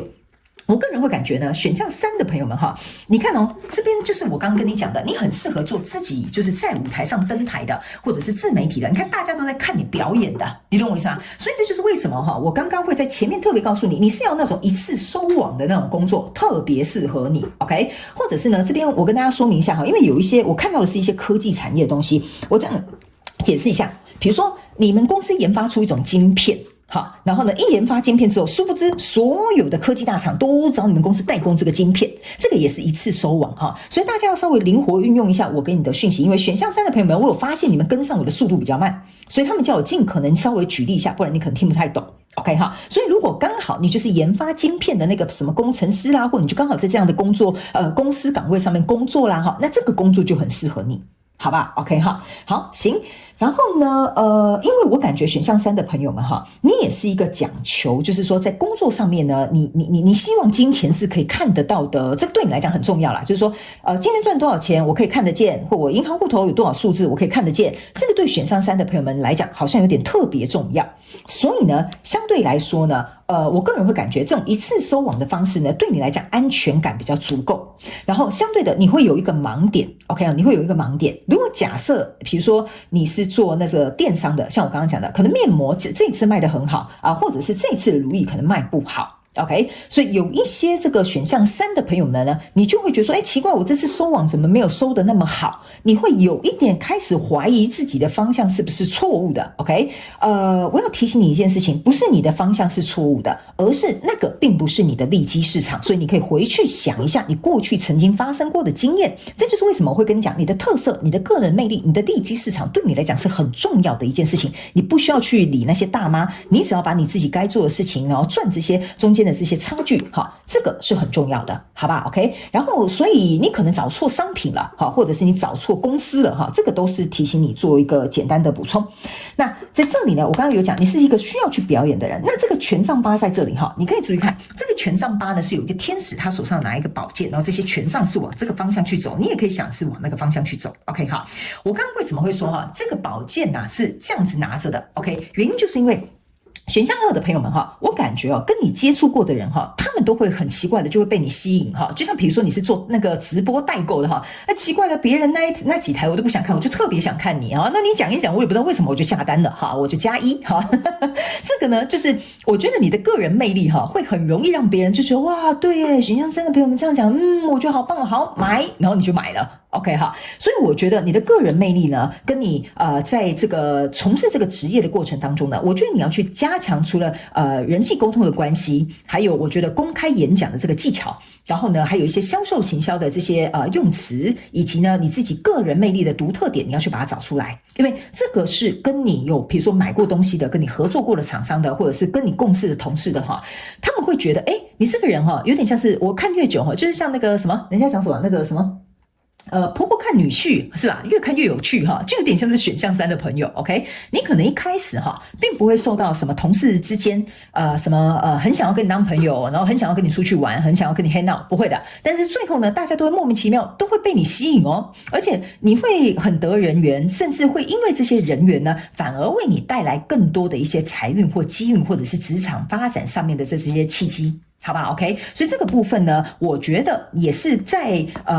你的怎么讲，在你的职涯上面呢，我觉得我可以给你的一些建议，好不好？但大家不用担心等一下我还是会额外抽一些职场发展的建议，但是有能量进来，我就会尽量说给你们听 OK。 所以呢，我觉得你的人缘很好，相对的会对你工作上面有帮助之外，在这里呢有一个钱币7跟一个宝剑6 OK 这张牌卡呢给我有一种感受，就是说选项3的朋友们，你做工作一定要稳扎稳打。OK，你如果觉得这一招我这一次用的有效，那你就是可以持续用这一招。OK， 我不是说你不可以改变用其他的方式，可以，你可以去测试。比如说这一次我直播代购，我用这个方式一直都卖得很好，可是我想尝试另外一个方式，可不可以呢？可以哈。就像你要研发这个晶片，这个晶片一直都卖得很好，那我要改良的话，我们公司要改良一个新的晶片，这样子到底是不是一个好的计划 ？OK， 可以测试。但是请你少量测试，因为呢，我个人会感觉选项3的朋友们，你在转换跑道或进行测试，或者是做一些改变的时候我觉得你是趋近于保守，你是属于风险管理需要拉高一点的那一种人。OK， 因为我有讲，你不要忘了，你的东西可能是大进大出这会造成你在情绪上面的波荡可能会受到一些影响。所以呢，我会建议你不适合的就是突然无其来做一个很大的改变，或者是很大的一个尝试，或者是一个很大的一个怎么讲，就是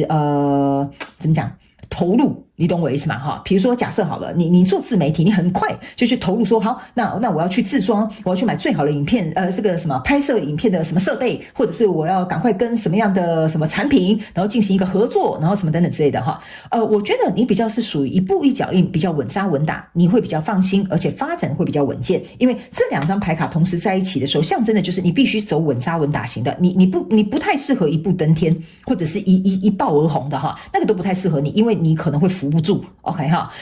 扶不住不是说你这个人没有能力去做到这件事情，不是这个意思是你会有点慌张，会有点不太知道该怎么做，然后反而会有点乱的套，然后乱的套之后打乱你自己的节奏之后呢，你又是属于那种我要看到钱，我要看到结果，我要看到这些成绩是很稳扎稳打的你自己反而会乱了阵脚。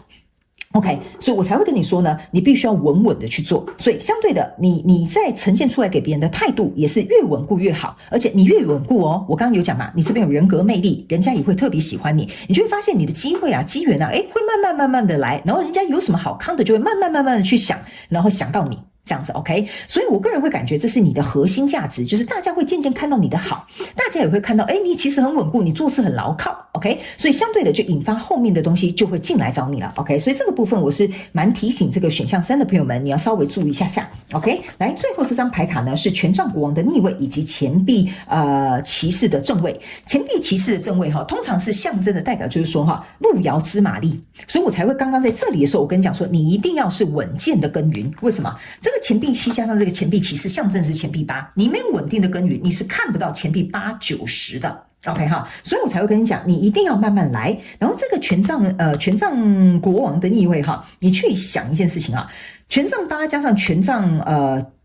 国王因为它是逆位，所以我们把它减1变成是权杖7 OK， 权杖7的意思就是说你必须传统的权杖7呢是有一个人拿一个权杖在打下面的那6根权杖。所以呢，我个人会感觉你在你所做的行业的名声，或者是这个，我觉得名声很重要，信誉很重要。就是说，你这个公司有没有守信这个东西的成分诚不诚实啦，或者是比如说你答应别人有没有说到做到，这种信誉的方式呢，你一定要特别注重。OK 因为这个会成就你就像比如说人家帮你介绍这个案子，那你是不是案子有每次都帮别人做好那别人就会开始觉得说你真的是我每次介绍案子给你，你都做得很棒，所以我帮你介绍更多人，有点类似像这样的意思存在 OK 好，然后呢还有一件事情就是我个人会感觉不是权杖3，这个选项3的朋友们呢我为什么会讲权杖3，是因为我要告诉你这个东西这个权杖5加权杖8象征的是权杖3，我个人会感觉某部分的选项3的朋友们，你现在正在做一个非常大的这个职场上面的这个转变跟方向，现在对你来讲是一个非常好的时机，但是你要能够长远的去做一个规划，就跟我刚刚讲的这个一样你既然都已经要做一个转变我刚刚是大舌头，是转变，这个稳固的计划是很重要的，好吗？这个也是额外给你的这个职场发展的一个建议 OK。 那有一些选项3的朋友们，你们有可能是做中盘商或大盘商之类的这些东西我个人会感觉你做这些东西是蛮游刃有余的OK， 所以可以持续朝向这个方向去做一个发展 OK。 然后呢因为我感觉我刚刚在讲的东西好像都没有提到上班族的例子，我怕上班族听不懂 OK。 我觉得某部分上班族的朋友们呢你呢一定要把你自己本身职责范围内的工作去把它做好 OK。 然后呢为什么呢？因为我总觉得应该是极小众选项3的朋友们，你们有一些人呢如果不够谨慎或没有把自己职责范围里面的事情做好哈，你非常有可能会帮别人背黑锅，或者是呢很容易就是去被别人扯下水。好，比如说你是一个 team， 你们是研发晶片的这个 team，OK， 你如果没有做好呢，或者你的同事没有做好呢，或者是比如说你自己漫不经心的哈，就很容易这件事情哦，原本是一个很好很强大的计划，我告诉你，这个机会被拿走了，可能换给小明去做了。OK， 那反而会有点损失，你在其中捞到的这个 bonus 就变少了 ，OK， 因为有可能你做这个案子，你同时可以拿到100万的 bonus， 但是这个东西机会就会变成是别人的，所以我也才会跟你讲哈，你可能做一件事情哈，你有点像是做少得多型啊，就是这个杠杆用得很好啊，我做这个案子我就得到100万 bonus， 我可以稍微休息个几个月哈，类似像这样，所以这个也有可能是你在做的这个行业，可能也适合去试看看或闯看看，有这种业绩奖金的啦，有这个 bonus 的啦，然后有这种抽成的啊，都蛮适合这个选项3的朋友，好吧 ？OK 哈，好，那选项3的朋友们，还有一个我觉得这比较特别，这应该也是小众选项3的朋友们，你们有一些人哈是做那种中介的 ，OK 哈，中介也有点像是说。我的屋主要卖房子，然后买主要买房子，那我是中间的这个中介，那这个是大笔的金钱上面的往来 ，OK， 好，那你做这个是不是又有口碑？然后比如说你又是专门做豪宅，这个就是你的利基市场 ，OK 哈，然后呢，你就不用去就是做那个什么租屋、房屋那种，你懂我意思吗？这个就像我刚刚跟你讲的什么3姑6婆收容他2片面膜那种哈，你就不用了，你就专攻这个利基市场。OK 哈，那如果你在这个交易的过程当中呢，你没有把这个东西去做好的话，这是影响到你的口碑的，对吧？我刚刚有讲，你这个东西是需要累积的 ，OK？ 然后你在这个行业如果做得很有名的哦，你可能就是今年的，比如说什么销售冠军哈，或者是我们本月的什么销售之星哈，这个就是这个魔术师，我说你适合登台的。那这个呢，也是有时间差、跟金钱差、跟资讯上面的问题 ，OK 哈？所以这个他们请我用一个房仲的举例，可能上班族的朋友们就比较容易了解啦。好吧 ，OK 哈，好，那接下来我们要来抽牌卡，来看一下，你可能不太适合的这个工作有什么东西哈？那当然，我就再次跟大家强调一下哈，我不会讲什么工作不适合你，我会跟你讲你的这些特点在哪里，这样你比较容易去做一个全盘概况的一个分析，好吧？那最后等一下呢，我一样会去抽出有关于就是最后要给你的这个职场上面的建议，好吗 ？OK 哈，好，请稍等我一下哈，还有一张牌 ，OK， 就是你了，行。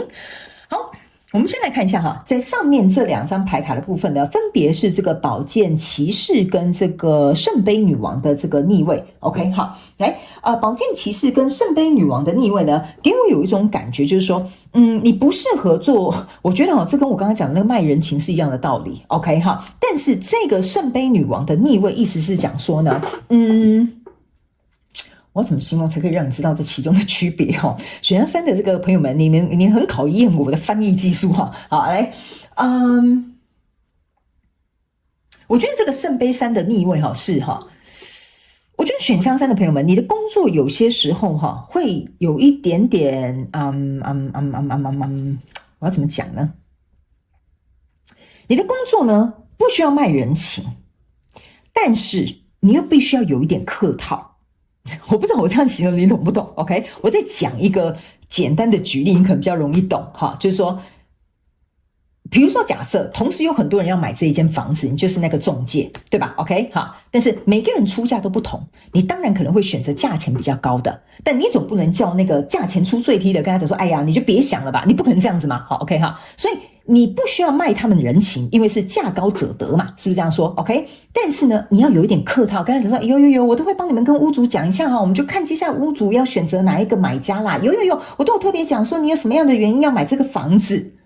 这样你就懂了哈。所以这个圣杯女王给我的感觉就是说，你还是要稍微有一点客套。所以如果假设你本身是没有办法假装客套哈，或者是你没有办法去拿捏这个东西的话哈，那你这个行业如果刚好需要这个东西的话，你就不太适合这个行业，好吧？选项3的朋友们，因为我个人会感觉人际关系的这种往来对你来讲是一件怎么说呢？你会觉得有点烦。好，或者是你会觉得为什么我要这样做 ？OK， 但是你不要忘了哈，有时候我们在工作就是一个高级的演员训练班哈，所以有些时候的确是要看一些状况去做一些怎么讲弹性的变动。但是我觉得选项3的朋友们在这个弹性上面的变动，你是可以做到的哈，你要听清楚哦，你是可以做到，但是需要训练，需要时间，需要练习。那如果你现在刚在初期，你觉得很累很不舒服，我告诉你，就是在这个训练的过程啦。那如果你真的尝试了，你也觉得自己不要去做这样的行业的话，那你就不要去做这种行业。好不好？你可能就真的不太适合，因为我感觉选项3的人他是可以被磨练的，因为这个魔术师象征的是选项3的朋友们你是机动性很强的，你是可以磨练的，你甚至可以去我这样讲有些人如果对你有误解的话，可能会觉得你有嘴滑舌的，就是你看到谁就讲什么这样子 ，OK？ 但并不是，你只是在适应这个行业所需的这个怎么讲所需的这个改变而已啦你只是为了这个行业去做这件事情，并不代表你这个人就是像这些人讲的这样 ，OK？ 好，那这个宝剑骑士的这个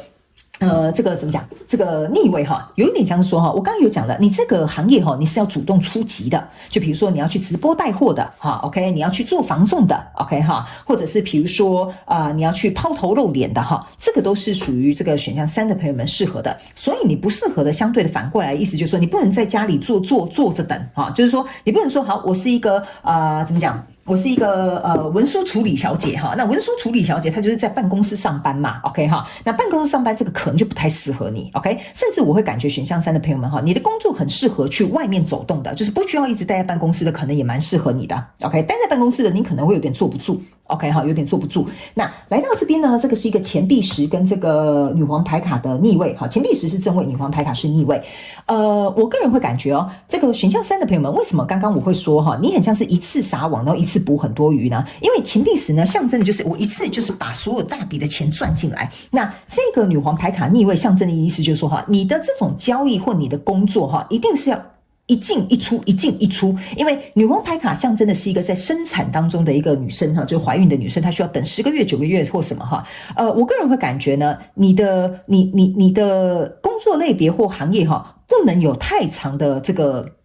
等待期。就像我刚刚讲的，你的工作可能是交易员 OK？ 那这种是很拼速度的你不能说我想2个小时之后再打电话告诉你更改我的这个订单不行那个就不太适合你 OK？ 所以我觉得你的工作要能够同时赚到大笔的 bonus 或者是奖金，然后需要太多时间的可能也不太适合你，因为我觉得选项3的朋友们本身也没什么耐心好，这个我就实话实说了，好不好 OK？ 好来，那来到中间这个核心的这个部分呢，是一个圣杯侍者的这个逆位，然后还有这个宝剑9的正位你的这个圣杯侍者呢，其实已经重复验证再验证了，就是说你不需要卖人情的，因为我觉得你的工作行业是那种不需要靠人情去达到你要的那个位置，而是你做好你自己的事情，自然而然你就会成就到那个位置，或者是别人就会引荐你或拉拔你到那个位置。所以呢，相对的，我觉得你把事情做好比较重要，所以这个有点像是重复在验证这件事情了 ，OK？ 把你的事情按部就班做好比较重要。为什么呢？因为这个宝剑9在你这个核心价值这边这2张牌卡，象征的就是说，如果你不按部就班的去把这件事情做好我跟你讲你是真的会睡不着。为什么？因为你自己看你头上这2张牌卡是宝剑6，对吧？那你在这边是一样是宝剑6，但是如果你做好的话，你会平安无事的，平安无事挂在上面。但你如果不稳健的话，我告诉你，这边就是宝剑3，宝剑3就是说你会烦恼的事情会很多的。你懂我意思吗？像案子被抢走了，客户被拿走了，好，或者是你被降级了这个都是属于你的事情没有做好可能会发生的事情。所以你一定要记得，千万不要求快。好，或者是千万不要求一个投机。好，我觉得这个都不太适合选项3的朋友们。你甚至我觉得选项3有一些朋友你不太有偏财运。OK 好，我的感觉是这样。我在拿这2张牌卡的时候有这种感觉。OK 好，那来到这边呢是一个权杖8的逆位，然后还有一个这个是权杖女王的这个正位。OK 好，来你在这边呢其实有一个权杖8的逆位，在这里有一个权杖8的一个正位。OK 好，这2张牌卡是同时在你的这个左边这一组牌卡出现的。这个权杖8的逆位呢，加上这个权杖9的对不起，这2张牌卡加起来是权杖9，这是一个权杖国王的逆位。OK 哈，这个象征的意思就是像我刚刚跟你讲的，你这边刚刚有一张牌，来你看，你有没有发现又是抵消了权杖9正位跟权杖9逆位。OK 哈，这个意思就是说我个人会感觉选项3的朋友们呢，你本身的这个实力只要够足够，你其实不会受任何影响。所以我总觉得你这个权杖9逆位在这边要告诉你的一件事情就是说，一旦你如果发现我们今天跟你讲的这个讯息很符合你现在做的职业，或者是你正在找的这个职业的话 ，OK， 你一定要想办法在那个领域去做一个深耕。OK 哈，你如果轻言放弃了这个领域的话呢，我个人会感觉你要从头再来过哈，需要花一点时间哈。这个东西我解释给你听。比如说你本身是做一个直播代购，你已经累积了很多你自己的忠实客户，所以这个东西你的地基是很稳的。但是呢，如果你不愿意勤奋补拙，你不愿意稳扎稳打，你不愿意老实做生意，我告诉你哈，这个东西一旦毁了 ，OK 哈，你要从头来过，又是另外一段时间累积。所以这个是要重复去告诉你一件事情，这个原本是你的优势，你不要搞成变成是你的劣势了。OK 哈，那这个权杖女王的逆位呢，给我有一种感觉，就是你看哦，这个权杖国王跟女王同时在这里 ，OK 哈，那然后呢，你看这是权杖8加权杖国王加权杖女王哈，加起来其实是权杖10。OK 哈，权杖10呢，象征的意思就是说，同时女王跟国王在一起的时候，就是这个工作啊，你一定要能够去承担起所有你在过程当中必须所要去付出的努力，这个没有办法假手他人的。特别是如果你本身像我刚刚讲的，你可能是自己一个人直播带货，或者你是一个博主，或者是你是一个做自媒体的哈，你本身就是那个灵魂人物，所以你不能说，小明你明天来帮我录影吧，不可能嘛，你懂我意思啊？可能会有一些配角 ，OK， 但是呢，你是这个行业当中的灵魂人物，或者是比如说你是在这个行业领域当中的这个新星哈，就像我刚刚讲的，你可能是这个月的销售冠军 ，OK， 所以你本身是那个灵魂人物，你要去承接这个灵魂人物，或者是这个行业里面你必须要去承担的所有的方方面面跟一切，这是你一定要去做到的，因为不要忘了，你在这边还有一个路遥知马力的钱币骑士。OK 哈，好，所以我觉得其实我应该把该讲的都告诉你了。OK， 有一些甚至是重复的，因为我可以跟大家讲哈，有些时候这些牌卡就是出来重复进行一个验证而已。OK 哈，好，行，好，那我会建议这个选项3的朋友们哈，我在读你的能量场的时候哈，我会觉得你如果有发现自己的投资运不是很好哈，我建议就别再投资了，好不好 ？OK， 你反而把赚来的钱哈都拿去，不能说拿去赔掉啦哈，但是反而没有善加的利用。OK 哈，我觉得你可能比较适合做一些稳健的投资。OK， 就是那种钱是你拿不走，比如说你买房子，你就必须要付房贷，然后这种拿不走，这个不仅可以累积你的资产，但是呢，相对的你也不会把钱花掉啊。那比如说，如果你把钱拿去买乐透哈，你也不知道会不会中，或者是你拿去买股票，你也对股票不是很熟，那有些时候你反而把这个正财啊转去这个偏财用的时候呢，反而没有用好。所以你要记得，你的偏财一定要用在对的或适合你的地方或稳固的地方，好吧 ？OK 哈，好，怎么突然变成是财运解析？好 OK 哈，好，那接下来我们要来分享这3张就是最后要给你的职场发展的建议哈。这边呢是指有一个丰盛的这个祝福即将要到来了哈，也就是代表说你会有财富上面的丰盛。那这个呢是代表说是一个对你非常有关注的一个 connection 会进来，这个是一个 happy family OK 哈。其实你可以注意看你的牌卡非常有趣的，2个人结婚才会共创一个家庭嘛。所以呢，你去想如果你有这么丰盛的这个机会，这是3号牌，3号牌象征的意思就是人缘或合作或者是契机，所以都跟我今天跟你讲的，你要曝光，你要累积实力，然后就会有人引荐你，或者是你就会升迁，是一样的道理。OK， 所以你这个有点像步骤1，这是步骤2，这是步骤3。OK 哈，我终于有一个恋爱的机会，然后跟这个人开始正式谈恋爱，然后最后我们就结婚，然后我们就有一个稳定的未来。OK 哈。这3张牌卡呢，其实要告诉这个怎么讲？选项3的朋友们第一，你本身呢的，我觉得正财运是很好的。OK， 这张牌卡是要告诉你，你的正财运是很好的。所以呢，我会建议你在一些财富规划上面，或者是在你的精力跟时间上面呢，放在你的正职，或者是放在你的怎么讲？正财赚钱来源的地方，当然你还是可以稍微小斜杠，但是那个比例你自己要稍微抓一下，可能正值是80%，好，斜杠可能20-30%，那是 OK 的，没有任何的问题。但是你的正财运很好，你要多多利用你的正财运。找工作，其实我个人会感觉权杖就是选项3的朋友们，我不知道为什么一直讲权杖3哈。来，选项3的这个朋友们呢，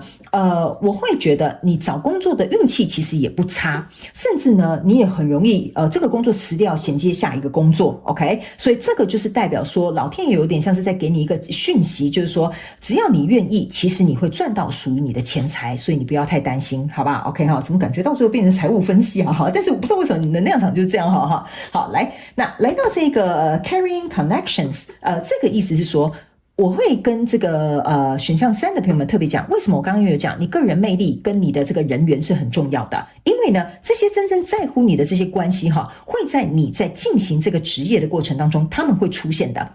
OK， 所以我个人也会感觉呢，选项3的朋友们，你应该在职场上面或者在发展你的事业上面，应该是有很多贵人会出现帮助你的。那这张牌卡其实是要提醒选项3的朋友们，就是说你要珍惜这些贵人给你的资源、给你的机会，还有给你的帮助，然后把握机会，看见机会，抓住机会之后就去执行。但是这张牌卡也要提醒选项3的朋友们 ，OK 哈，如果假设你有想要提携的人或者是比如说你有想要去在这个领域去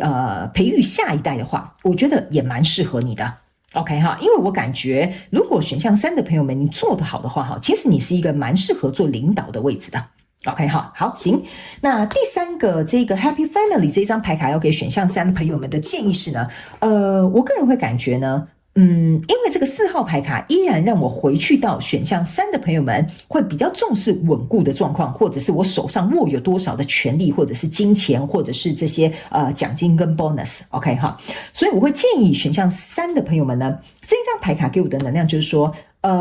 你找的工作除了要有前瞻性跟发展性，意思就是说这个奖金跟 bonus 它是天花板是可以很高的为什么呢？因为这个叫什么彩虹这个 rainbow 给我的一个感觉就是说你要让这个是没有天花板的。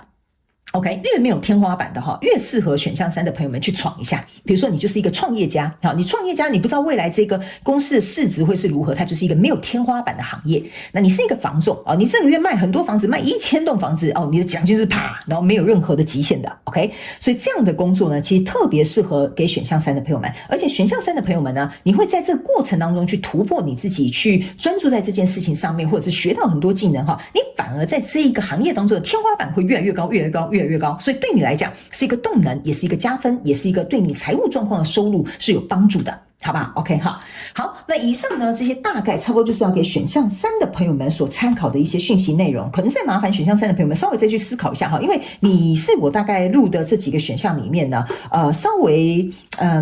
群组分别比较多一点点的，就是选项3的朋友们有很多类型的这个同学跟朋友，好不好？所以你们再自行去套用一下在你们的状况当中 ，OK 好了，那希望呢其中有1-2句话可以帮助到选项3的朋友们，那也欢迎你们在下面留言跟我讨论，好不好 ？OK 好。来，非常感谢你来收看我的影片，也希望你会喜欢。那我们就下一集再见喽，拜拜。